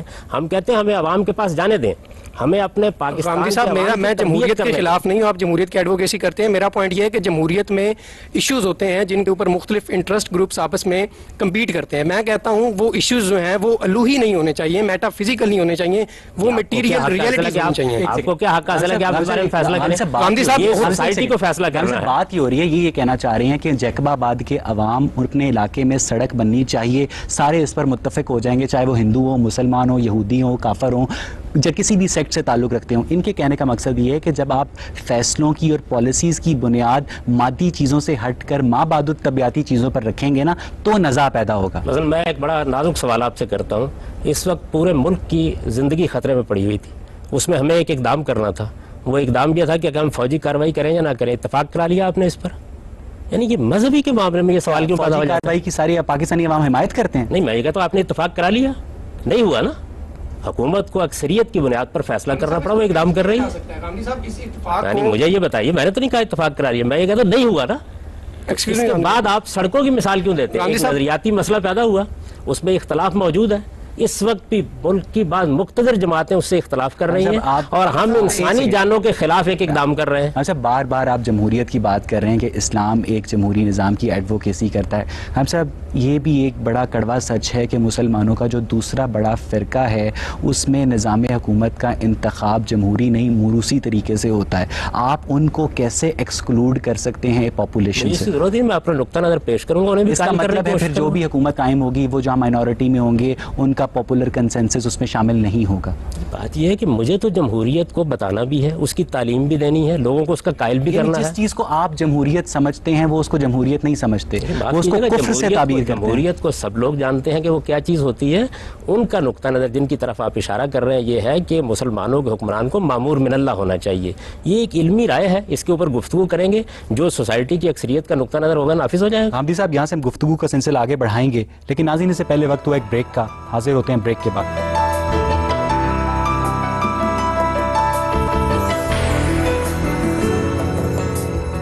بریک کے بعد خوش آمدید. جی آپ پوچھئے. میرا کویسچن یہ ہے کہ اگر ہم چلے جائیں 1949 میں اور اسلامک جو پاکستان پہلی ہماری ریزولوشن وچ واز پاس 1949 اور جس کو ہمارے کانسٹیٹیوشن کا حصہ بنا دیا گیا. آپ نے پارلیمنٹ کی بھی بات کی، اس کے زندہ ہونے کی، ساری چیزوں کو کنیکٹ کرتے ہوئے بات کر رہی ہوں کہ پارلیمنٹ میں جو اس وقت لوگ ہیں جو لیجسلیشن کرنے کے لیے بیٹھے ہوئے ہیں اور جو لیجسلیچرز ہیں اور جنہوں نے legislation according to the injunctions of Islam and Quran کرنی ہے، کیا وہ مجتہدین ہیں؟ اگر ہم جوڈیشری کی بات کریں تو آج تک ہم لوگ برٹن انہیریٹڈ لاز اس وقت پاکستان میں امپلیمنٹ کیے ہوئے ہیں. اس میں آپ کو ایگزامپلس اگر دینا چاہوں تو ایک آپ ایگزامپل لے لیں کہ اگر ہم بات کریں مسلم فیملی لاز آرڈیننس کی، ایون جس کے ساتھ ہم ورڈ مسلم لگاتے ہیں، کہ وہاں پر بھی جب بات آتی ہے انہیریٹنس کی اور دادا کی جو وراثت ہے وہ پوتے تک کیسے جائے گی، یہاں پر ہمارے MFLO میں that is not according to Islamic injunctions. تو یہ میرا by question I want to complete it. کیسے ممکن ہوگا جب آپ کے تینوں divisions are not according to Islam, legislation نہیں ہے، تو کیوں کر نظام ممکن ہے؟ دیکھیے آپ نے جو سوال کیا نا کہ مجتہدین بیٹھے ہوئے ہیں، مجتہدین کسی پارلیمنٹ میں نہیں ہوتے. جو عام قانون سازی ہو رہی ہوتی ہے اس میں بھی قانون کے ماہرین نہیں بیٹھے ہوئے ہوتے، سوسائٹی میں مجتہدین موجود ہوتے ہیں، وہ اپنی آرا دیتے ہیں. معاشرے میں تو ہم بات کرتے ہیں، اسلامی نظام کیسے آئے گا؟ آپ نے سوال کیا، میرا جواب نہیں، آپ کسی بات سے میں آپ کے ایک نقطے کا جواب دے دوں گا اگر آپ مجھے اجازت دیں گی تو. دیکھیے بات یہ ہے کہ جس وقت کسی سوسائٹی کا آپ جائزہ لیتے ہیں تو اس کے اندر مجتہدین پیدا ہوتے رہتے ہیں. ہمارے معاشرے کے اندر بھی ایسے اہل علم موجود ہیں جو اسلامی علوم کے ماہرین ہیں، وہ اپنی آراء دے رہے ہیں، اپنا نقطہ نظر بیان کر رہے ہیں. پھر آج ہی نہیں 14 صدیوں کی تاریخ ہمارے پاس ہے، اس میں بڑے جلیل القدر مجتہدین پیدا ہوئے ہیں، ان کی آراء بھی ہمارے پاس موجود ہے. جب پارلیمنٹ میں کوئی مسئلہ زیر بحث آئے گا تو یہ ساری آراء پارلیمنٹ کے سامنے آئیں گی. جس طرح فرد اپنے لیے انتخاب کرتا ہے کہ اسے امام ابو حنیفہ کی رائے ماننی ہے، شافعی کی رائے ماننی ہے، آپ نے بھی یقیناً اپنی زندگی کے لیے یہی انتخاب کیا ہوگا، تمام مسلمان کرتے ہیں. تو جب انفرادی زندگی میں مجھ کو یہ حق حاصل ہے کہ میں کسی مجتہد کی رائے کو، کسی صاحب علم کی رائے کو اختیار کر لوں، تو مجھے اجتماعی طور پر بھی حق حاصل ہے. اتنی عقل اللہ تعالیٰ نے مجھے اپنے سارے نکات پر گفتگو کر لینے دیجئے. اتنی عقل اللہ تعالیٰ نے ہر انسان کو دی ہوئی ہے کہ وہ اپنے لیے ایک صحیح بات کا انتخاب کر لے. ہر آدمی مجتہد نہیں ہوتا، ہر آدمی ماہر قانون نہیں ہوتا، ہر آدمی سائنسدان بھی نہیں ہوتا. ہماری پارلیمنٹ کو طبی معاملات میں بھی قانون سازی کرنی ہوتی ہے. کیا شرط لگائی جائے گی کہ سارے ڈاکٹر ہونے چاہیے وہاں؟ نہیں. ماہرین دور میں ابھی اس جو ٹاپک ہے، اس دور میں اسلامی نظام کی بات ہو رہی ہے. اگر آپ انٹرنیشنل سیناریو بھی دیکھیں، امت مسلمہ کے حالات بھی دیکھیں، تو اس وقت جو ملٹی سیکٹیرین سوسائٹی ہے پاکستان کی، اگر بات ٹائٹل ہے کیسے ممکن ہے، تو اس وقت جو ملٹی سیکٹیرین سوسائٹی ہے یہ کیسے ایگریڈ ہوں گے اور کیسے ایک متفقہ قانون سازی عمل میں لائی جائے گی؟ پھر آپ نے ایک لفظ استعمال کیا متفقہ. آپ جمہوری اصول کو مانیں، لوگوں کو بحث کرنے دیں، اپنی رائے بیان کرنے دیں. نظام کے لیے لفظ متفقہ میں نے یوز کیا، اس کی بھی کوئی ضرورت نہیں ہے. نظام کیسے امپلیمنٹ، اس وقت میں صرف نظام کی بات آپ بول رہی ہیں، میں نہیں بولا. میرے نزدیک پارلیمنٹ کو آپ آزادانہ موقع دیجئے قانون سازی کا. معاشرے کو میری گزارش سن لیجئے، آپ نے سوال کیا ہے تو میرا جواب بھی سن لیجئے. پوری سوسائٹی کو موقع دیجئے کہ وہ جن چیزوں کے بارے میں قانون سازی کرنا چاہتی ہے کرے. آپ نے مسلم فیملی لا آرڈیننس کا ذکر کیا، آپ کے نزدیک اس میں ایک شک ایسی ہے جو خلاف اسلام ہے. سوسائٹی کو ایجوکیٹ کریں. جب سوسائٹی کو آپ ایجوکیٹ کریں گی، اس کے نتیجے میں ماہرین قانون بھی ایجوکیٹ ہوں گے، اس کے نتیجے میں ہماری سیاسی جماعتیں بھی ایجوکیٹ ہوں گی، اس کے نتیجے میں ہماری صحافت بھی ایجوکیٹ ہوگی. بالکل. آپ کی گفتگو سے ہی ایک کویسچن ارائز ہوتا ہے، آپ کی گفتگو سے ہی کویسچن ارائز ہوتا ہے کہ جمہوری معاشرہ، then what is the difference between democracy and Islamic democracy؟ اسلامی جمہوریہ پاکستان ہم کیوں یوز کرتے ہیں؟ یہ تو ان سے پوچھئے جنہوں نے یہ لفظ اختیار کیا ہے. میں تو اپنا نقطہ نظر آپ سے بیان کر رہا ہوں کہ خدا کے لیے اس معاشرے کو ایک جمہوری معاشرہ بننے دیجئے، لوگوں کو فیصلہ کرنے دیجئے کہ ان کو قانون سازی کس اصول پر کرنی ہے. ہمارا کام صرف یہ ہے کہ ہم اپنی سوسائٹی کو ایجوکیٹ کریں. میرے نزدیک دو نکات ہیں جس کے اوپر سوسائٹی کی صلاح و فلاح قائم ہے. سوسائٹی میں آزادانہ بحث ہونے دیجئے، لوگوں کو شائستگی کے ساتھ ایجوکیٹ ہونے دیجئے، اور پھر اس کے بعد معاشرہ جتنا مسلمان ہوتا ہے اتنا ہی اس کا ظہور پارلیمنٹ کے ذریعے سے ہو جاتا ہے. میرے نزدیک ہم مسلمانوں کی بڑی غلطی یہ ہے کہ ہم معاشرے سے زیادہ ریاست کو مسلمان کرنا چاہتے ہیں. کہ معاشرے کو آپ جتنا مسلمان کریں گے، جتنی اس کی تعلیم دیں گے، جتنی تربیت کریں گے، اسی کا ظہور آہستہ آہستہ ہوتا چلا ہے. اسلامی جمہوریہ ہوگا. آپ اسلامی جمہوریہ کیوں کہتے ہیں؟ دیکھیے بات یہ المملکۃ العربیہ سعودیہ ہے، سعودی عرب کی حکومت، اس کے نام میں کوئی اسلام کا لفظ داخل نہیں. ہم اصل میں ناموں کو بڑی اہمیت دیتے ہیں. میرے نزدیک آپ کا معاشرہ مسلمان معاشرہ ہے. مسلمان معاشرے کے جو عقائد ہوں گے، جو نظریات ہوں گے، آپ ایک جمہوری معاشرہ قائم ہونے دیجئے. وہ آپ سے آپ پارلیمنٹ اور ریاست کی سطح پہ ظہور کیجئے. یہاں سے ہم گفتگو کا سلسلہ آگے بڑھائیں گے، لیکن ناظرین سے پہلے وقت ہوا ایک بریک کا. حاضر ہوتے ہیں بریک کے بعد.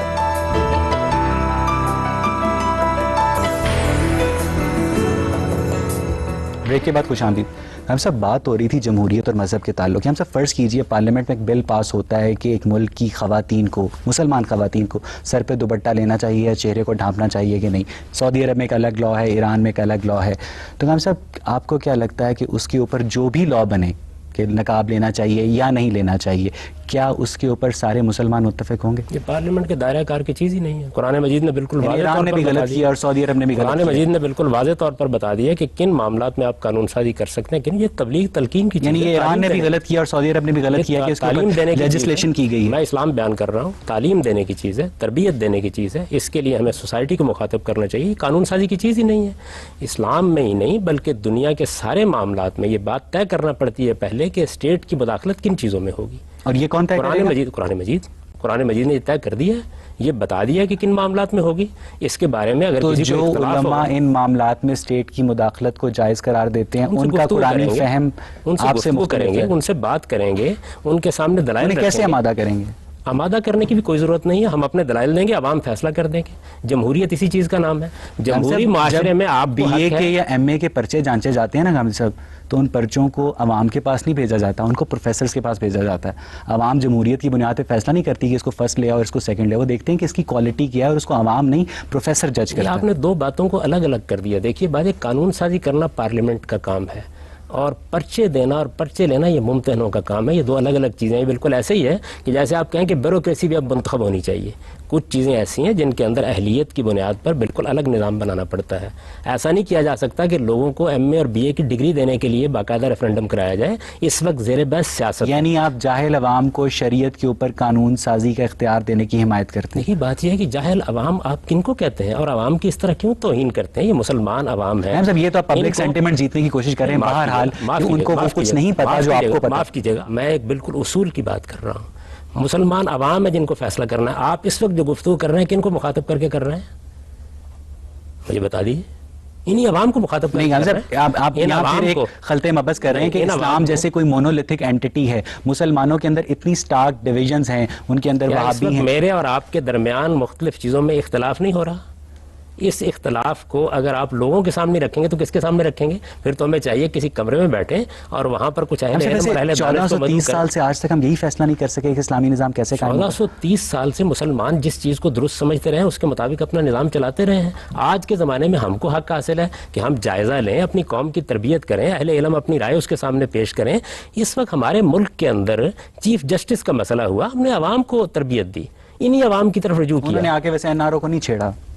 دیکھیے بات یہ ہے کہ انہوں نے نہیں چھیڑا، جس کے لیے عوام نے ان کا ساتھ دیا تھا. پتہ نہیں کیا بات ہے. معاف کیجیے گا، انہوں نے نہیں چھیڑا. عوام کو موقع ہے کہ 5 سال کے بعد ان کا احتساب کریں. آپ ڈیموکریٹک سوسائٹی کے اندر یہ کیوں چاہتے ہیں کہ آپ کی خواہش پوری ہو جائے، میری خواہش پوری ہو جائے؟ ڈیموکریٹک معاشرہ اس چیز کا نام ہے کہ ہم اپنی بات کہیں، شائستگی اور تہذیب کے ساتھ لوگوں تک بات پہنچائیں، قوم کو ایجوکیٹ کرنے کی کوشش کریں. قوم فیصلہ کر لے گی. اور میں آپ سے عرض کروں، میں آپ سے 100% قومی سطح پر فیصلے ہوتے ہیں، قومی سطح پر فیصلوں کے لیے عوام کو ایجوکیٹ کرنا بہت ضروری ہوتا ہے. میں آپ سے صرف یہ پوچھنا چاہ رہا ہوں کہ وہ ایجوکیشن کیسے جائے گی؟ جیسے آپ اس وقت کر رہے ہیں، جیسے میں اس وقت کر رہا ہوں. جس طرح میں تو ہو سکتا ہے ایک مخصوص نقطہ نظر کا حامی ہوں، آپ بھی ہو سکتا ہے ایک مخصوص نقطہ نظر کے حامی ہوں. یہ عوام فیصلہ کر لیں، آپ لوگوں کو انفلوئنس کریں گے. نہیں دیکھیے انفلوئنس کیوں کہتے ہیں؟ ایجوکیشن انفلوئنس نہیں ہوتا. ایجوکیشن کا مطلب ہے میں نے دلائل کے ساتھ اپنی بات بیان کی ہے. ایک مسجد میں ایک عالم اپنے دلائل پیش کر رہا ہے، کتابیں لکھی جا رہی ہیں. ایک بات پوچھ، میری گزارش سن لیں، تصنیفات ہو رہی ہیں، کتابیں لکھی جا رہی ہیں، پڑھایا جا رہا ہے، تعلیم دی جا رہی ہے. ایجوکیشن کو آپ انفلوئنس کرنا کیوں کہتے ہیں؟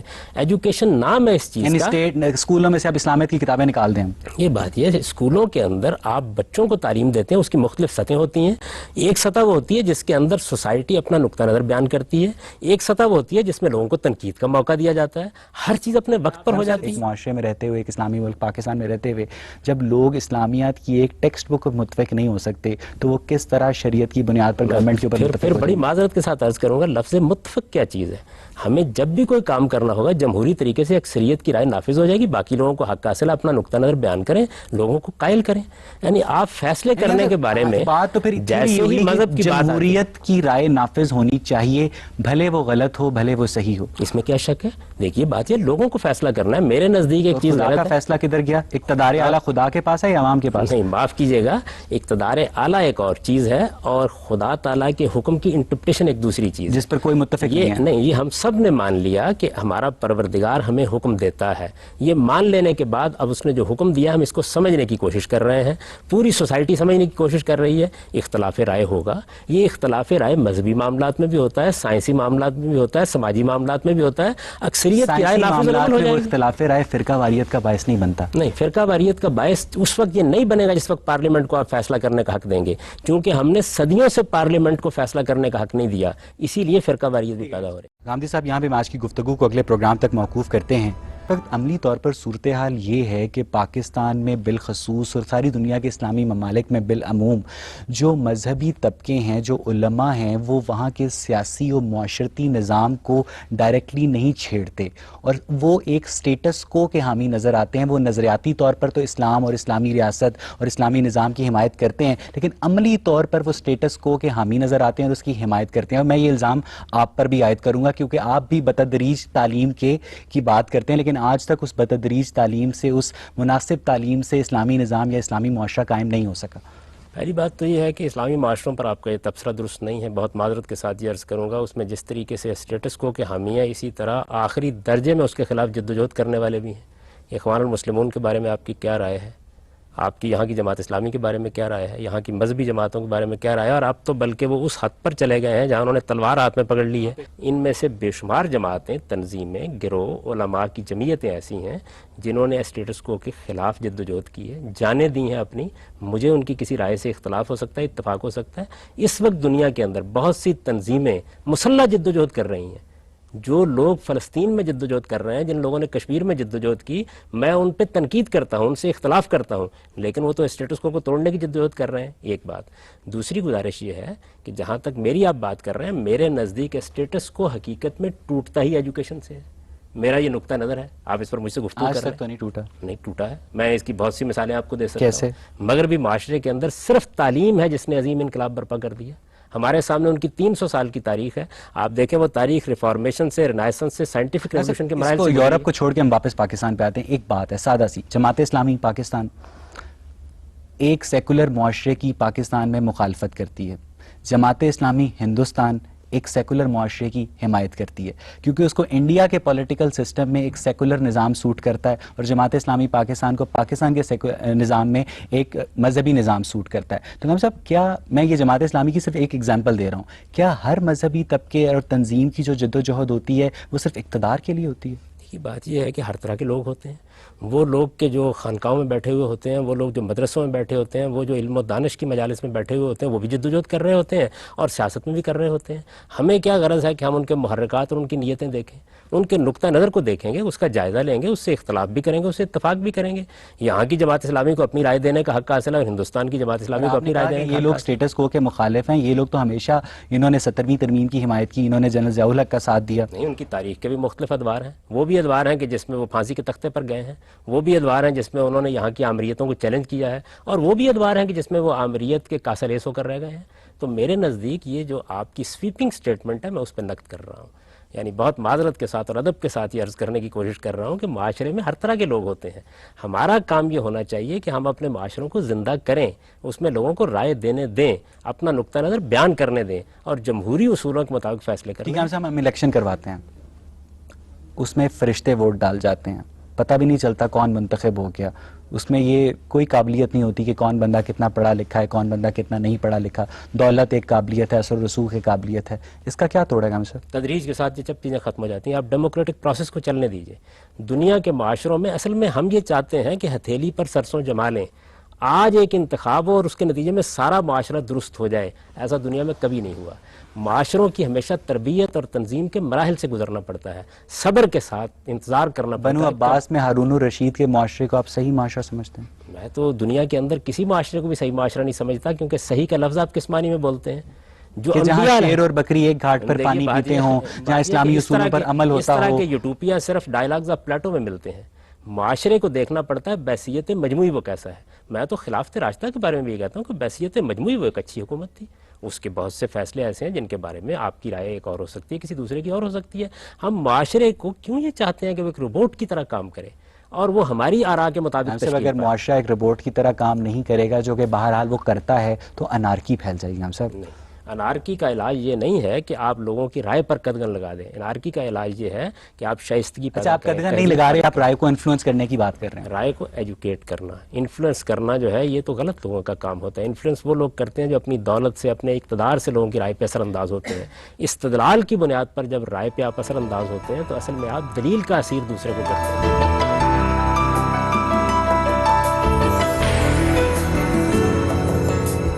صاحب ڈیموکریسی میں ہوتا ہے جو میجورٹی رول ہوتا ہے وہ ڈومینیٹ کرتا ہے, ضروری نہیں ایک براڈ سویپنگ کنسنسس ہو اور وہ لا بنے. جو ریلیجن کے ساتھ ایشو یہ ہے کہ ریلیجن میں لوگوں کے سینٹیمنٹس بہت زیادہ انوالوڈ ہوتے ہیں. اگر آپ میجورٹی کے تھرو کوئی ریلیجس لا اگر آپ امپلیمنٹ کرائیں گے تو جو اس کی مائنورٹی ہوگی, اور وہ ایک بہت چھوٹی مائنورٹی نہیں, ایک سائزبل مائنورٹی ہوگی, اس کو اچھا نہیں لگے گا اور وہ وہی کام کریں گے جو طالبان نے کیا. طالبان کو وہ پسند نہیں تھا جو پاکستان کی میجورٹی نے اسلام امپلیمنٹ کیا تھا, اور انہوں نے ہتھیار اٹھا لیے. ٹھیک ہے, آپ باقی سارے جو نارمل آپ کے جو ہیں لیگل ایشوز ہیں اس میں لوگ ہتھیار نہیں اٹھاتے, اس طرح اتنے زیادہ نہیں اٹھاتے. میں آپ کو بہت سی مثالیں دے سکتا ہوں جس میں لوگ ان کے علاوہ ایشوز پر بھی ہتھیار اٹھاتے ہیں. مثلا تامل ٹائیگر نے کس بنیاد پر ہتھیار اٹھائے تھے, آئرش آرمی نے کس بنیاد پہ ہتھیار اٹھائے تھے. طالبان نے اگر ہتھیار اٹھائے ہیں تو پورے معاشرے کے اندر اس کی مذمت ہو رہی ہے, پوری سوسائٹی اپنا نقطہ نظر ان کے خلاف بیان کر رہی ہے, اور اسی کو ڈیموکریسی کہتے ہیں. اس میں پھر وہ نہیں, اس میں وہ آپ IRA بنی, وہ کیا نام ہے تامل ٹائیگرز, وہ انہوں نے کچھ ایشوز تھے ان کے, وہ ہمارے بھی ہاں اس طرح کی سیپریٹسٹ موومنٹس تھیں, لیکن ریلیجن میں بہت زیادہ پایا جاتا ہے. ریلیجن حل یہی ہے کہ آپ ڈیموکریٹک نارمز کو ترقی دیں, آپ لوگوں کو جمہوری اصولوں کی زیادہ سے زیادہ ایجوکیشن دیں. آپ طالبان سے بھی یہ بات کریں کہ تمہارے لیے راستہ جمہوریت ہے, آؤ جمہوری اصولوں کے اوپر فیصلے کریں. طالبان وہ جمہوریت میں ہار جائیں گے, وہ لوگ میجورٹی میں نہیں ہیں, وہ ہار جائیں گے, ان کو پتہ ہے وہ جمہوریت پہ نہیں آئیں گے. کچھ دیر تک جب آپ صبر کے ساتھ معاملہ کریں گے اور ایجوکیٹ کریں گے تو وہ یہ مان جائیں گے کہ یہی صحیح طریقہ ہے. اور سوسائٹی کے اندر ہر جگہ لوگ جذباتی بھی ہوتے ہیں, اور ہر معاشرے کے اپنے آپ معاملات کو دیکھ کر یہ فیصلہ کرتے ہیں کہ اب ہمیں کس جگہ سے اس کو ایجوکیٹ کرنا ہے. ہمارے معاشرے کے اندر کتنے معاملات ہیں جن میں بے پناہ جہالت ہے, لیکن ہم وہاں کیا کرتے ہیں, ہم اپنے معاشرے کو ایجوکیٹ کرتے ہیں. معاف کیجیے گا, یہ مغربی معاشرے میں اس وقت جو نظام آپ دیکھ رہے ہیں یہ نظام ایک دن میں وجود میں نہیں آیا. آپ اس نظام کی تاریخ پڑھیے, اس میں جو اسمبلی کا اسپیکر ہوتا تھا ان کے یہاں پارلیمنٹ کا, اس کو بادشاہ کے سامنے لے جایا جاتا تھا اور کتنے اسپیکر قتل کر دیے گئے. ایک پوری تاریخ گزری, مختلف مراحل سے گزری, اس کے بعد جا کے کچھ روایات بنی. سوسائٹی ایسے ہی تشکیل پائی. میرا پوائنٹ یہ تھا کہ مذہب اور ڈیموکریسی دو الگ الگ چیزیں, اور کہیں آپس میں مل نہیں سکتی. پہلا سوال بھی میرے اس سلسلے میں تھا, دوسرا سوال بھی یہی ہوگا. خلفائے راشدین کا دور مثالی دور کہا جاتا ہے, اور خلفائے راشدین کے دور میں دیکھا جائے تو اس میں آپ کو جمہوریت, ڈیموکریسی کے یا پبلک اوپینین کے یا اس وقت کے کسی بھی اس طرح کی فارم کی آپ کو مثال نہیں ملتی. یا نامینیشن ملتی ہے یا پھر سلیکٹ فیو سے نامینیشن ملتی ہے, اور جو کلوزسٹ ٹو ریفرینڈم آپ کہہ سکتے ہیں جب وہ ہوا تو اس کے بعد جنگ ہوئی ہے. دیکھیے میں آپ سے گزارش کروں, ایک چیز ہوتا ہے اصول, ایک ہے اس کا اطلاق اور اس کی اپلیکیشن. اپلیکیشن ہمیشہ حالات کے لحاظ سے ہوتی ہے. خلفائے راشدین ایک قبائلی معاشرے میں نظم چلا رہے تھے. قبائلی معاشرے میں اگر آج آپ کو بھی انتخابات کرانے پڑیں, آپ کا بھی قبائلی علاقہ ہے, آپ کے یہاں بھی بلوچستان میں بھی قبائل ہیں, تو وہاں آپ دیکھتے ہیں کہ بہت سی وہ چیزیں آپ کو قبول کرنا پڑتی ہیں جو وہاں کے تمدنی حالات کا ناگزیر تقاضا ہے. عرب میں قبیلے تھے, ان قبیلوں کے سردار تھے, ان سرداروں کو ایک نوعیت کا جمہوری اقتدار ان کے اوپر حاصل تھا. یہی سردار تھے جو زیادہ تر رائے پر اثر انداز ہوتے تھے, اور انہی کے ذریعے سے نظم اس سے پہلے سے چل رہا تھا. جب اسلامی حکومت قائم ہوئی, رسالت مآب صلی اللہ علیہ وسلم نے ایک نظم قائم کر دیا اور خلفائے راشدین کے انتخاب کا موقع آیا, تو سب سے پہلا سوال یہی پیدا ہوا کہ اب اقتدار کس کو دیا جائے گا. اور آپ دیکھیں حضور صلی اللہ علیہ وسلم نے آخری فیصلہ کیا فرمایا. آپ نے جو فیصلہ فرمایا وہ نقل ہوا ہے ہمارے ہاں حدیث کی کتابوں میں. وہ فیصلہ یہ تھا کہ میرے بعد قبیلہ قریش کے لوگوں کو حکومت مل جائے گی. دلیل کیا دی؟ الناس تبع لقریش, لوگ قریش کے پیچھے ہیں, لوگوں کی تائید ان کو حاصل ہے. مسلمہم لمسلمہم و کافرہم لکافرہم, مسلمان بھی ان کے مسلمانوں کے پیروں ہیں, اور جو پہلے منکرین تھے وہ بھی ان کے منکرین کے پیروں تھے. اس وجہ سے اس قبائلی نظام کے اندر جس قبیلے کو عوام کی عمومی تائید حاصل تھی اس کو اقتدار منتقل خلفائے راشدین جمہوریت کی حمایت کرتے تھے, جمہوری اصول کی, جمہوری اصول کی, اس لیے کہ جمہوری اصول تو قرآن میں بیان ہوا ہے. اپنی کتاب سبل الاغشاء میں حضرت ابو بکر سے ایک کوٹ انہوں نے کوٹ کیا ہے. حضرت ابو بکر کا قول ہے کہ اقتدار اس کے حوالے کرو جو خود نہ کہے کہ اقتدار میرے لیے ہے بلکہ لوگ اسے کہیں کہ اقتدار تمہارے لیے. لیکن ہم صاحب جس جمہوری نظام کی جس میں ہم رہتے ہیں, جس کو ہم نے ایکسپیرینس کیا ہے, اس میں ہر امیدوار خود کو مسٹر پرفیکٹ سمجھتا ہے اور کہتا ہے جی میرے میں یہ خصائص ہیں تو آپ مجھے ووٹ دیں. تو آپ اس جو آپس میں ٹکراؤ ہے, کانٹراڈکشن ہے, اس کو کیسے ختم کریں گے؟ سمجھ لیجئے, مذہب دو طرح سے اپروچ کرے گا, ایک قانون ہوتا ہے اور ایک انسانی اخلاق کی اصلاح ہے. یہ انسانی اخلاق کی اصلاح ہے کہ آپ حکومت کا نظم جب قائم کرنے جا رہے ہیں تو ایسے لوگوں کو آپ منتخب کریں جن لوگوں میں یہ اور یہ اوصاف اور صفات ہوں. یہاں عوام کو کہا جا رہا ہے ان کی تربیت کیسے ہو. ایک ہے قانونی معاملہ کیا, قانونی معاملہ یہ ہے کہ لوگ جس کے حق میں رائے دیں گے وہ منتخب ہو جائے گا. ایک یہ ہے کہ لوگوں کو آپ ایجوکیٹ کر رہے ہیں اور پیغمبر لوگوں کی تعلیم دیتے ہیں, وہ معلم ہوتے ہیں انسانیت کے, وہ بتاتے ہیں کہ کیسے لوگوں کا انتخاب کرو اور لوگوں کو بتاتے ہیں کہ ان کے اندر اقتدار کی حرص نہیں ہونی چاہیے. پہلے انہوں نے جیسے ہی ریفرینڈم کیا سٹارٹ ہوا اسلامی تاریخ میں تو ساتھ ہی جنگ چھڑ گئی. پہلے تو جتنی خلفاء کی نامینیشنز ہوتی تھی, نہیں ہوا. دیکھیے بات یہ ہے کہ جو برسر اقتدار پارٹی یا جماعت ہے اس کے لیڈر مل کے انتخاب کرتے رہے, کوئی نامزدگی بھی نہیں ہوئی. آپ مجھے بتائیں اس وقت آج آپ زرداری صاحب کی پاکستان میں نامزدگی ہوئی ڈاکٹر ہے؟ اسرار احمد کی طرح خلفاء کا جو نظام تھا اس کے قیام کی حمایت کریں گے؟ میں تو جمہوریت کا حامی ہوں, جمہوریت کو اسلام کا تقاضا سمجھتا ہوں. لیکن ڈاکٹر اسرار احمد کی رائے میں جو خلافت کا ادارہ ہے جمہوری نہیں اسلامی ادارہ ہے. دیکھیے یہ بات آپ ان سے پوچھیے گا, میں تو اپنا نقطہ نظر بیان کروں گا, اور میرا نقطہ نظر یہ ہے کہ قرآن مجید نے جمہوری اصول کو قائم کیا ہے, خلفائے راشدین میں نے ان کا موقف صرف اس لیے بیان کر رہا ہوں کہ میری جو سوال یہ ہے کہ ڈاکٹر اسرار احمد کی رائے میں جو خلافت کا ادارہ ہے جمہوری نہیں اسلامی ادارہ ہے. آپ کی رائے میں جو خلافت کا ادارہ ہے اصل میں ہے ہی جمہوری ادارہ. ٹھیک ہے ہم صاحب, میں کوئی غلط تو نہیں کہہ رہا؟ نہیں, میرے نظریے تو خلافت کا کوئی ادارہ ہی نہیں ہے, یعنی جس میں خلیفہ کا انتخاب کیا جاتا ہے, مسلمانوں کا جو مسلمانوں حاکم کا حکمران کہیے, مسلمانوں کا جو یعنی حکمران خلافت کوئی یعنی اسلامی مسلمانوں کا اصطلاح جو نہیں. لیجسلیشن کا نظام ہے وہ ایک جمہوری ہوگا. سر تصر آپ جمہوری. کی رائے میں ان کی رائے یہ جمہوری نہیں ہوگا بلکہ جو کلرجی ہے وہ اس کا منتخب کرے گی, مجتہدین جو ہیں اس کا انتخاب کریں گے. میرے علم میں نہیں ہے کہ ان کی یہ رائے ہے. آپ نے اگر کہیں پڑھی ہو تو ضرور مجھے بتائیے گا. وہ بالکل دو باتیں الگ الگ ہیں جو کی جا رہی ہیں. وہ یہ بتا رہے ہیں کہ جمہوریت کے اوپر ہم کیا پابندیاں عائد کریں گے. میں تو اس کا بھی قائل نہیں ہوں. میرے نزدیک جمہوریت کو آپ اپنے طریقے پہ کام کرنے دیں, جتنے لوگ مسلمان ہوں گے اتنا اسلام اسٹیٹ میں ظہور پذیر ہو جائے گا.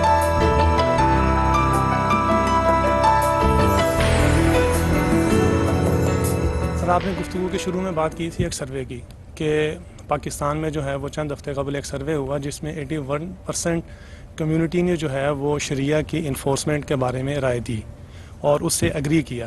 میرا آپ سے سوال یہ ہے کہ زبانی کلامی جو ہے وہ 81% کمیونٹی نے اسے اگری کیا اور اس کی ناگزیریت پر بھی زور دیا, لیکن جب بات آ جاتی ہے اس کی امپلیمنٹیشن کی تو اس میں ہم دیکھتے ہیں کہ جو مذہبی گروہ بندی ہے ہماری اور جو مذہبی فرقہ پرستی ہے وہ بہت زیادہ نمایاں ہو جاتی ہے.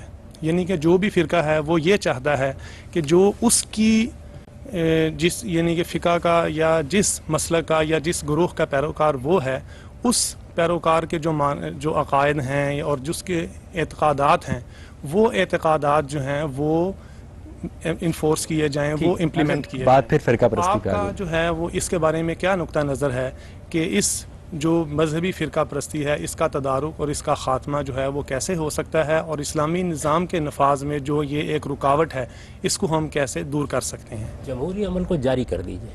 جمہوری عمل کے بارے میں سمجھ لیجئے وہ صرف انتخابات کا نام نہیں ہوتا. اس کا مطلب یہ ہے کہ آپ سوسائٹی کو ایجوکیٹ بھی کر رہے ہیں, آپ نے ابلاغ عامہ کے ذرائع کو بھی استعمال کیا ہے, آپ نے رائے دینے کی آزادی بھی دے رکھی ہوئی ہے, آپ ڈائلاگ کو بھی انکریج کر رہے ہیں. یہ سب کام آپ ہونے دیجئے معاشرے کے اندر. یہ جیسے جیسے ہوں گے وقت کے ساتھ تبدیلی آتی چلی جائے گی. ایک بڑا اہم سوال یہ ہے کہ جس تبدیلی کا ہم خواب دیکھتے ہیں سوسائٹی میں وہ صرف مذہبی تو نہیں ہے. اس سوسائٹی کے لوگوں کو روٹی چاہیے, ان کو کپڑا چاہیے, ان کو مکان چاہیے, ان کو انصاف چاہیے, ان کو امن چاہیے. یہ ایک دن میں مل جائے گا. اس کا راستہ بھی یہی ہے کہ ہم اپنے معاشرے کے اندر جمہوری عمل کو جاری کریں. جمہوری عمل جیسے ہی جاری ہوتا ہے تو لوگوں کے لیے ایجوکیٹ ہونے کے موقع ہوتے ہیں. جمہوریت کو تسلیم کرتے ہی آپ کو آزادی رائے کو تسلیم کرنا پڑتا ہے, آپ کو مکالمے کو تسلیم کرنا پڑتا ہے, آپ کو لوگوں کے اختلاف رائے کو ماننا پڑتا ہے, اور آپ کو یہ اصول ماننا پڑتا ہے کہ اکثریت کی بنیاد پر فیصلے ہوں گے تو وہ نافذ ہو جائیں گے. ہمیں اختلاف کا حق باقی. جی آپ پوچھیے. بنیادی طور پر تو اب بحث یہاں تک پہنچ چکی ہے کہ آپ نے یہ بات تسلیم کر لی جائے کہ تنوع کو اور لوگوں کی اختلاف رائے کو جو احترام دینا چاہیے سر, اور جمہوریت کا ایک ایسا فارمولہ ہے جو ہر سچویشن اور ہر کسی بھی مسئلے پر فٹ ہو رہا ہے. تو پھر اس طرح سے یونیورسلٹی کی، آفاقیت کی تو کہیں گنجائش ہی نہیں رہتی، کوئی بھی الٹیمیٹ سچ نہیں ہے. تو پھر انسانوں نے اپنے انبیاء، اپنے ایسے ڈیوائن تھاٹ بھی جمہوریت پہ کیوں نہیں سلیکٹ کیے؟ جمہوریت ہوتی تو حضرت محمد صلی اللہ علیہ وآلہ وسلم تو کسی جمہوریت نے تو انہیں نبی نہیں بنایا، وہ تو اللہ کی طرف سے آئے تھے. اس کا مطلب یہ کہ ایک سیکریٹ بلڈ لائن جو ہوتی ہے، اگر وہ عوام کو رائے دے، یہ تو بڑا جو جمہوریت عوام کے ہاتھ میں اگر آپ سب کچھ دے دیں گے تو عوام تو کہیں پہ بھی آپ کو لے جائے گی. اور دوسری بات آپ کہتے ہیں کہ اگر ہم انہیں ایجوکیٹ کریں، اس وقت اگر آپ موجودہ دور میں دیکھیں تو اس مطلب ہے فورن فنڈڈ میڈیا اتنا زیادہ سٹرونگ ہے کہ آپ تو لگے رہیں گے یہاں پہ 1400 سال اگلے بھی گزر جائیں گے تب بھی یہاں پر اسلامی نظام نہیں آئے گا. تو کس طرح سے یہ دو وے پروسیس ہے کہ ایک سیکریٹ جو بلڈ لائن ہے، یہ جو اللہ تعالیٰ کی طرف سے تفویض کردہ جو نبی ہے، وہ لوگوں کو جب رائے کو ہموار کرے گا تو وہ بھی ایک جمہوری نظام ہے، لیکن عوام کس طرح سے ایک صحیح فیصلہ کر سکتی ہے؟ اس کے بارے میں آپ کیا کہتے ہیں؟ یہ بتائیے کہ خدا کے پیغمبر جب آتے ہیں تو وہ آ کے لوگوں کے اوپر کوئی ڈنڈے سے چیز مسلط کر دیتے ہیں؟ ان کے بارے میں قرآن یہ کہتا ہے انما انت مذکر لست علیہم بمسیطر. وہ بھی آ کے لوگوں کو قائل کریں گے. جب لوگوں کو آپ قائل کر رہے ہوتے ہیں اور حق و باطل کے فیصلے کر رہے ہوتے ہیں تو وہ دلیل کی بنیاد پر ہوتے ہیں، وہ کبھی جمہوری بنیاد پر نہیں ہوتے. جمہوریت فصل نزاع کا طریقہ ہے، یعنی جب لوگوں میں کسی چیز کی تعبیر کے بارے میں اختلاف ہو گیا اور ہمیں ملک کی سطح پر، قوم کی سطح پر کوئی فیصلہ کرنا ہے تو وہ جمہوری طریقے سے ہوتے ہیں. مذہب کے فیصلے جمہوری طریقے پر نہیں ہوتے. مجھے دین قبول کرنا ہے، میں دلیل کی بنیاد پر قبول کروں گا. ہو سکتا ہے ساری دنیا انکار کر دے اور میں ایک چیز کو مان رہا ہوں، لیکن جس وقت ہم قوم کے لیے کوئی قانون بنانے لگے ہیں تو اب اگر دین کی انٹرپریٹیشن زیر بحث ہے تو اس میں لازماً اکثریت کی بنیاد پر فیصلہ ہوگا. یہ دونوں باتیں ہمیں خدا کے پیغمبر نے بتائی ہیں. یہ بھی ہمیں بتایا ہے کہ جس وقت حق و باطل کا فیصلہ کرنا ہو تو خاص ساری دنیا اختلاف کر رہی ہو، تم دلیل کی بنیاد پر اپنی رائے قائم کرو. اور یہ بھی بتایا ہے کہ جس وقت اختلاف ہو جائے اور قومی سطح پر کوئی فیصلہ کرنا ہو، اجتماعی سطح پر، تو امرہم شورا بینہم کے اصول پہ فیصلہ کرو. ان میں دونوں میں کوئی تضاد نہیں. جس وقت ہم جمہوری فیصلے کو مان رہے ہوتے ہیں تو نافذ العمل مان رہے ہوتے ہیں، حق نہیں مان رہے ہوتے. مثال کے طور پر آپ اس وقت جمہوری طریقے کے مطابق ایک قانون نافذ کر دیجئے، وہ قانون نافذ ہو جائے گا. اگر اس میں کوئی کسی کی تازیانہ پیٹھ پر برسنا ہے تو میری پیٹھ پر بھی برس جائے گا. مجھے حق ہے میں اس سے اختلاف کروں، میں اپنی رائے بیان کروں، میں رائے عامہ کو ہموار کروں. تو دونوں چیزوں کو از راہ کرم خلط ملط نہیں ہونا چاہیے. دونوں چیزیں بالکل الگ الگ ہیں. حق و باطل کے فیصلے استدلال کی بنیاد پر ہوتے ہیں اور سیاسی فیصلے ہمیشہ جمہوری بنیاد پر ہوتے ہیں. لیکن ٹرو ڈیموکریسی میں آپ کوئی بھی رجیم سکسیسفل نہیں بنا سکتے اس طرح سے. اس میں مطلب ہے بیرونی خلفشار اور انتشار کا جو پرسنٹیج ہے یا اس کا جو امکان ہے وہ ہمیشہ بہت زیادہ رہے گا. دنیا کے اندر جو اچھی جمہوریتیں اس وقت وجود میں آ گئی ہیں ان کی 100 سے زیادہ تعداد ہے، ان میں کوئی انتشار نہیں. سب سے بڑا انتشار اٹلی میں رہا. انتخابی نظام نے بتدریج اس کو بھی ختم کر دیا.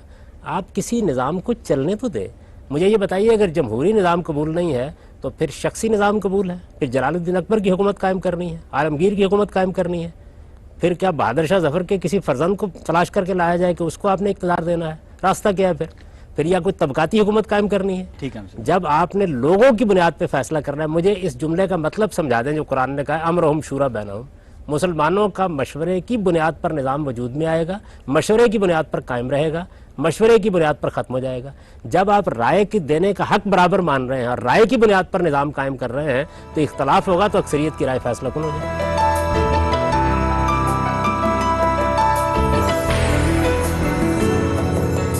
کہ آپ نے کہا امرہم شورا بینہم کہ مسلمانوں کی جو حکومت ہوگی ان کے باہمی مشورے سے ہوگی.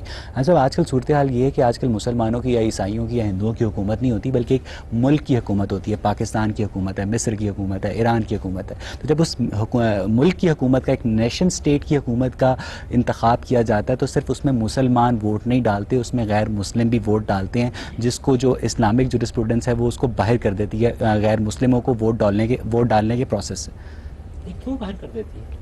مسلمانوں کے ہیں، اس کے فیصلے کرنے کا حق ان کو ہے. رسالت میں آپ صلی اللہ علیہ وسلم نے غیر مسلموں کو اسلامی ملک میں ووٹ ڈالنے کا اختیار حاصل ہے اسلامی حکومت کے قیام میں. ہم نے دیا ہوا ہے یہ حق، پاکستان میں حاصل ہے.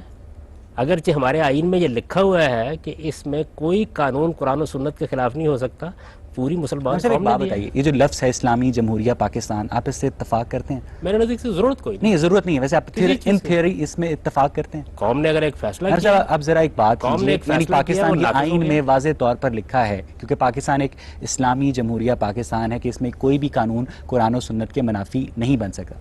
फ़र्ज़ कीजिए 2 मिनट के लिए कि आज जो पाकिस्तान की अवाम की अक्सरियत है वो ये फैसला कर देती है कि यहाँ जुआ खाना खुल जाना चाहिए, अक्सरियत ने फैसला कर दिया। मैं ये नहीं कह रहा कि वो करेगी, मैं इल्मी सतह पर बात कर रहा हूँ। फ़र्ज़ कीजिए यानी जमहूरियत ने एक फ़ैसला कर लिया, लेकिन उस जमहूरियत ने जो फ़ैसला किया है वो आइन में ये लिखा है कि यहाँ कोई कानून कुरान और सुन्नत के मुनाफी नहीं बन सकता। तो इसका मतलब है कि जमहूरियत का जो फ़ैसला है वो नाफिज़ुल अमल नहीं होगा, क्योंकि आइन में लिखा है कि यहाँ कोई कानून कुरान और सुन्नत के मुनाफी नहीं बन सकता। तो फिर पाकिस्तान इस्लामी जमहूरिया कैसे हो सकता है? देखिए बात यह है कि आपने जो आइन बनाया हुआ है उसके तहत कुछ इदारे बनाए हुए हैं। जब आप इस नौइयत का कोई फैसला करेंगे तो वो फैसला अदालत में चैलेंज हो जाएगा, क्योंकि वो आइन के खिलाफ होगा। आइन को आप बदलना चाहते हैं तो 2/3 अक्सरियत से आप उसमें तरमीम कीजिए। एक प्रोसेस है जो जमहूरियत का हमने कायम कर दिया है, आप उस प्रोसेस को फॉलो करके जो कुछ करना है करें। आइन की खिलाफ वर्जी करने का तो किसी को हक नहीं दिया जा सकता।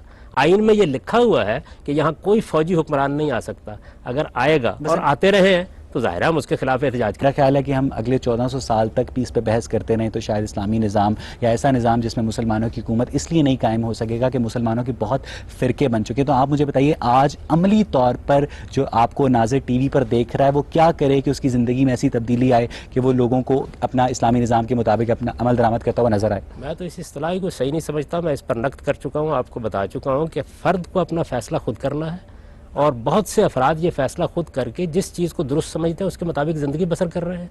करोड़ों की तादाद में मुसलमान मस्जिदों में जा रहे हैं, नमाज पढ़ रहे हैं, ज़कात दे रहे हैं, रोज़े रख रहे हैं, हज कर रहे हैं, लाखों की तादाद में जा रहे हैं। आप इस्लाम को सिर्फ सियासत में क्यों महदूद कर देते हैं? वो अमल कर रहे हैं। अब रहा मामला सियासी मामलात का, आप आज जमहूरी उसूल को इख्तियार कर लीजिए। मैं आपको इत्मीनान दिलाता हूँ कि जितना माशरे में दीन मौजूद है वो पार्लियामेंट के ज़रिए से ज़हूर पजीर हो जाएगा। इंटेलिजेंस एजेंसियाँ, मीडिया, फॉरेन एड, फ़ौज, ये कभी नहीं चाहेंगी कि पाकिस्तान में हकीकी जमहूरियत आए। इनको कैसे हटाया जा सकता है? दुनिया में कभी इन एजेंसियों ने, कभी अफवाज ने, कभी बादशाहों ने नहीं चाहा, इसके बावजूद दुनिया में जमहूरियत आई। जमहूरियत एक ऐसा प्रोसेस है जिसके लिए आपको सिर्फ आज़ादी राय का मौका मिलना चाहिए। वो पाकिस्तान में हमको हासिल है। हम ये प्रोग्राम यहाँ बैठ के कर रहे हैं, हम लोगों से अपनी बात कर सकते हैं। हमने चीफ जस्टिस की पूरी मुहिम में पूरी कौम को मोबिलाइज किया है।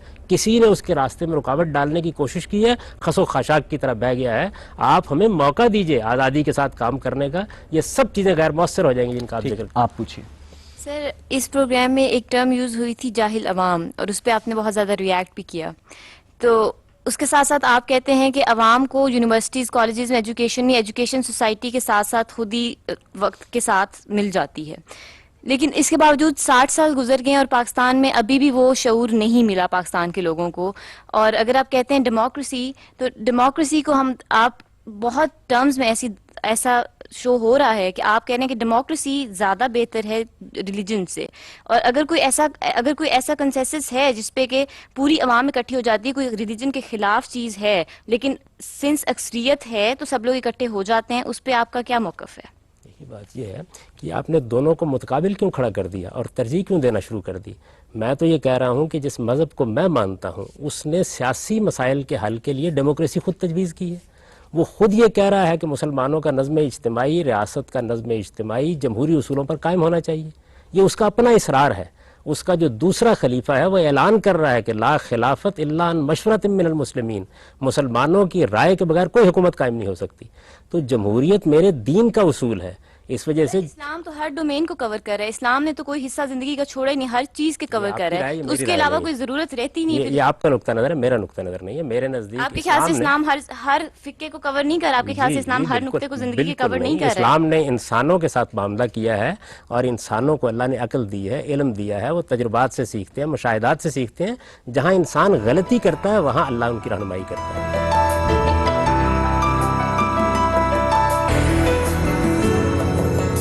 जी आप पूछिए। साहब, आप जमहूरियत की बात भी कर रहे हैं, आपने निज़ाम के हवाले से भी काफ़ी अच्छी सैर हासिल गुफ्तगू फरमाई है, लेकिन कुरान मजीद की एक आयत मेरा जो है वो आज मतम नज़र है कि सब मिलकर अल्लाह ताला की रस्सी को थाम लो और तफरके में ना पड़ो। दूसरी तरफ आप ये कहते हैं कि मुख्तलिफ़ ख़ित्तों के हालात के मुताबिक आप वहाँ डिज़ाइन करते हैं जमहूरियत को, وہاں کے لوگ جس سسٹم کو پسند کرتے ہیں وہ اس کو اڈاپٹ کرتے ہیں. دنیا کے اندر ہر جگہ ایک فقہ کی حکومت نہیں ہے. میں مسلم ممالک کی بات کر رہا ہوں کہ 57 مسلم ممالک بھی کسی ایک توجیہ پر آج تک متفق نہیں ہیں. کچھ لوگ اہل سنت کا جو موقف ہے اس کو کرتے ہیں, اس میں بھی پھر 4 ائمہ کے آگے ڈویژن ہے. کچھ لوگ اہل تشیع کے موقف کو درست سمجھتے ہیں, ان کے الگ ممالک ہیں, اہل سنت کے الگ ممالک ہیں. یہ الگ بات کہ پاکستان میں ان دونوں کے درمیان انٹریکشن موجود ہے, دنیا کے کئی خطوں میں انٹریکشن موجود ہے. لیکن آپ یہ جب ہم اس مرحلہ فکر پر آ جاتے ہیں تو ہم یہ دیکھتے ہیں کہ وہ اپنا ایک جمہوری نظام قائم کرتے ہیں, اس کے مطابق اپنی پسند اور ناپسند کے مطابق قوانین بناتے ہیں, اور پھر وہ قوانین دوسرے ممالک کے لیے جو مسلم ہی ہیں وہ قابل قبول نہیں ہیں. اور پھر ہم یہ بات بھی کرتے ہیں کہ سارے ملو اور اللہ کی رسی کو تھام لو. آپ مجھے بتائیے کہ جب موقف میں اس قدر واضح اختلاف موجود ہے تو کس طرح یہ ہو سکتا ہے؟ ایران عراق جنگ کا معاملہ آپ نے دیکھا, دونوں مسلم ممالک تھے, سالوں لڑتے رہے. آج آپ دیکھ لیجئے کہ مسلم بلاکس ایک نہیں ہیں. کچھ لوگ ہیں کہ جو ایران کی مخالفت کرتے ہیں, بلا وجہ کرتے ہیں, اور کچھ لوگ ہیں جو مصر کی مخالفت کرتے ہیں, کچھ لوگ ہیں کہ وہ سعودی عرب کو وہابی کنسیڈر کرتے ہیں. اسی طرح میں دیکھتا ہوں کہ حماس اور حزب اللہ دونوں اسرائیل کے خلاف لڑ رہے ہیں. لیکن آپ دیکھیے کہ بنیادی طور پر اگر وہ مل کے لڑیں تو بہت کچھ کر سکتے ہیں, وہ رسی کو تھام سکتے ہیں, لیکن وہ آپس میں اختلافات کی وجہ سے وہ ایک دوسرے کے خلاف بھی لگے رہتے ہیں اور اسرائیل کے خلاف بھی لگے رہتے ہیں. مسلمانوں کی رسی, یہ بات یہ ہے کہ ایک نصیحت کی اللہ تعالیٰ نے کہ لوگوں اللہ کی رسی کو مضبوطی سے تھامو. پھر بتایا اللہ کی رسی کیا ہے, قرآن مجید. اور تفرقہ برپا نہ کرو. تفرقہ برپا کرنا اصل میں ایک اور چیز ہے اور اختلاف رائے بالکل اور چیز ہے. صحابہ کرام میں اختلاف رائے ہوتا تھا, وہ تفرقہ برپا کرتے تھے. اختلاف رائے کا مطلب یہ ہے کہ آپ نے سنجیدگی سے ایک رائے قائم کی ہے, آپ نے وہ رائے دلائل کی بنیاد پر بیان کی ہے, دوسرا اس سے مختلف رائے رکھتا ہے, جمہوری طریقے سے فیصلہ کر لیجئے اگر کوئی قانون بنانا ہے. تفرقہ یہ ہوتا ہے کہ آپ کسی کو کافر قرار دیں, آپ کسی کو ضال اور مضل قرار دیں, آپ کسی کے خلاف جذبات ہموار کریں. بنیاد کیا ہوگی؟ آپ کہتے ہیں جمہوریت ہوگی. جو فیصلہ سیاسی سطح پر کرنا ہے اس کی بنیاد جمہوریت ہوگی, جو فیصلہ دینی سطح پر کرنا ہے اس کی بنیاد دلیل ہوگی. غامدی صاحب, جس کی بنیاد جمہوریت ہوگی, ظاہر ہے کہ جب جمہوریت کے لیے آپ کیا کہتے ہیں کہ پارلیمنٹ بیٹھے گی اس کے کرنے کے لیے. پارلیمنٹ کا مزاج آپ پاکستان میں دیکھ لیجئے 5 دن میں بدل جاتا ہے. سوات آپریشن ہوا, کچھ دن پہلے سارے کی ساری سب جماعتیں جو ہیں وہ تیار تھیں کہ آپریشن نہیں ہونا چاہیے, ہم حق میں ہیں, اور اس کے بعد 5 دن میں صوفی محمد کے بیان آئے اور سب نے کہا کہ نہیں جی نہیں, آپریشن ہونا چاہیے. جمہوریت کا حسن ہے. تو یہ جمہوریت کا کیا حسن ہے کہ 5 دن میں آپ کا فیصلہ بدل گیا؟ جمہوریت میں ایسے ہی آراء میں ارتقا ہوتا ہے, لوگ رائے دیتے ہیں, اس میں سسٹم کیسے چلے گا؟ آپ مجھے بتا دیجئے کہ یہ وہ ملک ہے کہ جہاں ایک مرتبہ آپ ایک لبرل پارٹی کو چوز کرتے ہیں, اگلی مرتبہ آپ رائٹس کو چوز کرتے ہیں, پھر آپ 2 سال اس گورنمنٹ کو چلتا ہوا دیکھتے ہیں تو پھر آپ لیفٹس کو, یعنی کہ لوگوں کی کوئی رائے ہی نہیں ہے. لوگوں کو جو میڈیا بتاتا ہے, لوگوں کے جیسے ٹرینڈز بنتے ہیں انسانی نفسیات کے مطابق, وہ اس کو فالو کرنا شروع کر دیتے ہیں. آپ نے 31 سال تک یہاں جمہوری معاشرے کو پنپنے ہی نہیں دیا. آپ اس کو پنپنے دیجئے, آپ اس کو چلنے دیجئے. آپ کے بالکل پاس ہندوستان موجود ہے. جب پنپنے دیا تو تب کیا ہوا؟ میں یہ عرض کر رہا ہوں پنپنے کب دیا ہے؟ آپ تو 4 سال کا موقع بھی نہیں دیتے. 4 گورنمنٹس, 2 نواز شریف کی اور 2 بے نظیر کی ہیں, آپ کیا کہتے ہیں کہ یہ عامر تھیں؟ ہر 2 سال کے بعد ختم کر دی گئی.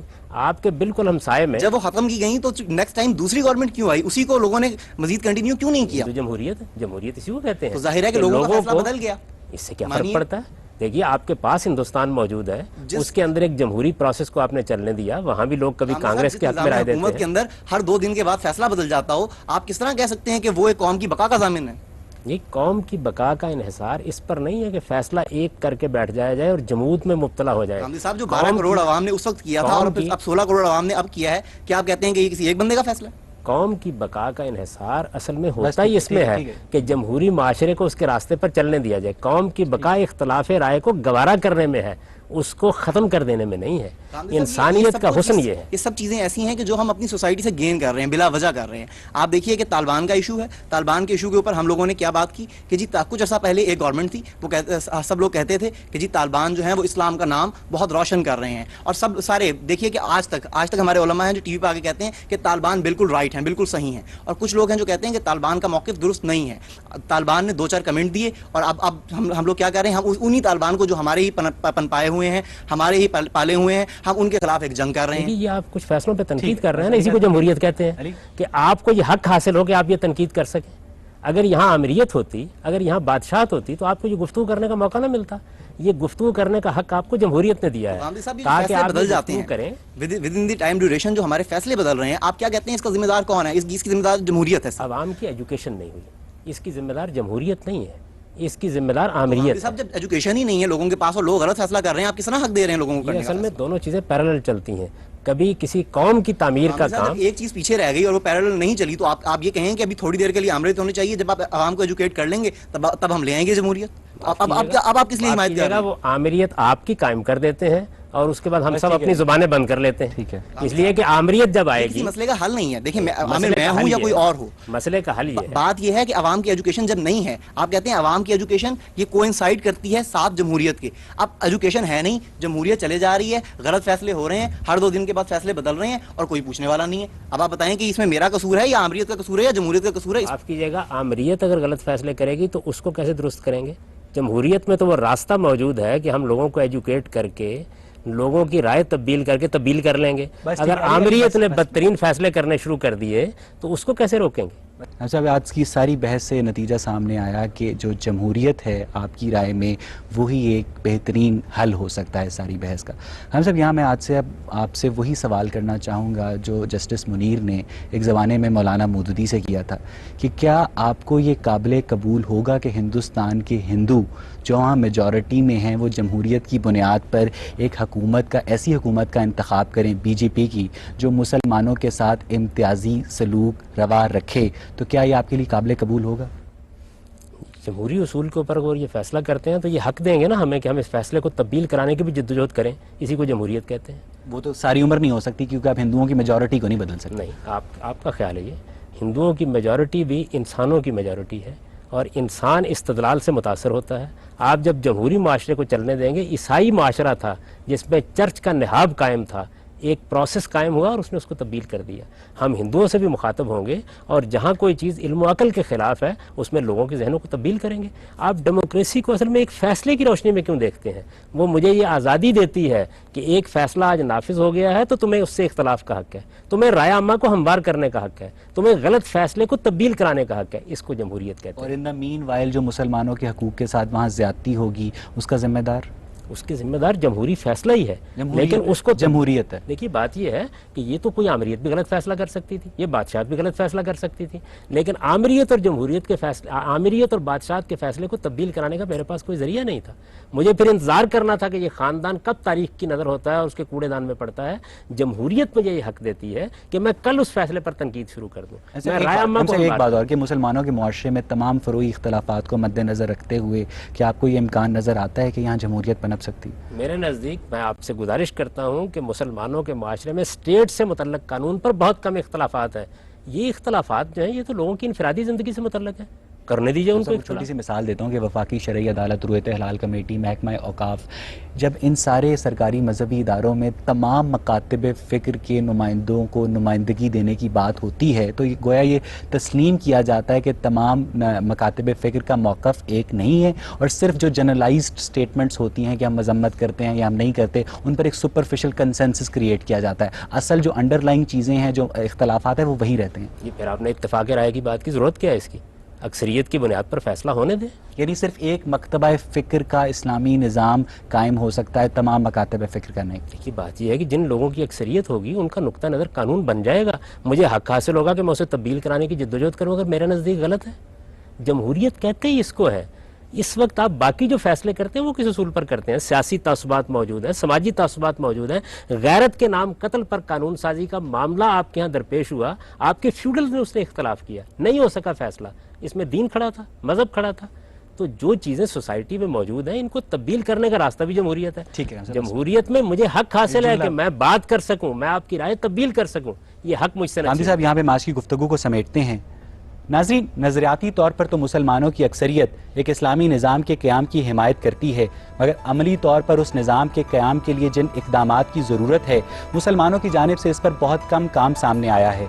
चूँकि इक़्तिसादी, सियासी, समाजी और मुआशरती सतह पर मुसलमान एक सेकुलर मुआशरे से मुख्तलिफ नुक्ता नज़र रखते हैं, लिहाजा ज़रूरत इस बात की है कि मुसलमानों के तमाम मकातब फ़िक्र आगे बढ़कर इन मामलात पर अपने फ़हम के मुताबिक अपनी अपनी सिफारिशात पेश करें और फ़रोई इख्तलाफात को पसे पुश डालते हुए बाहमी गुफ्तो शनीद और इत्तफाक राय के ज़रिए एक मुश्तरका लाए अमल अपनाते हुए उस निज़ाम के क़याम के लिए जिद्दोजहद करें और इस ज़िम्न में इख्तलाफ को मुखालफत की बजाय مثبت تعمیری سوچ کی بنیاد بنانا ہی اصلاح احوال کی جانب پہلا قدم ہو سکتا ہے۔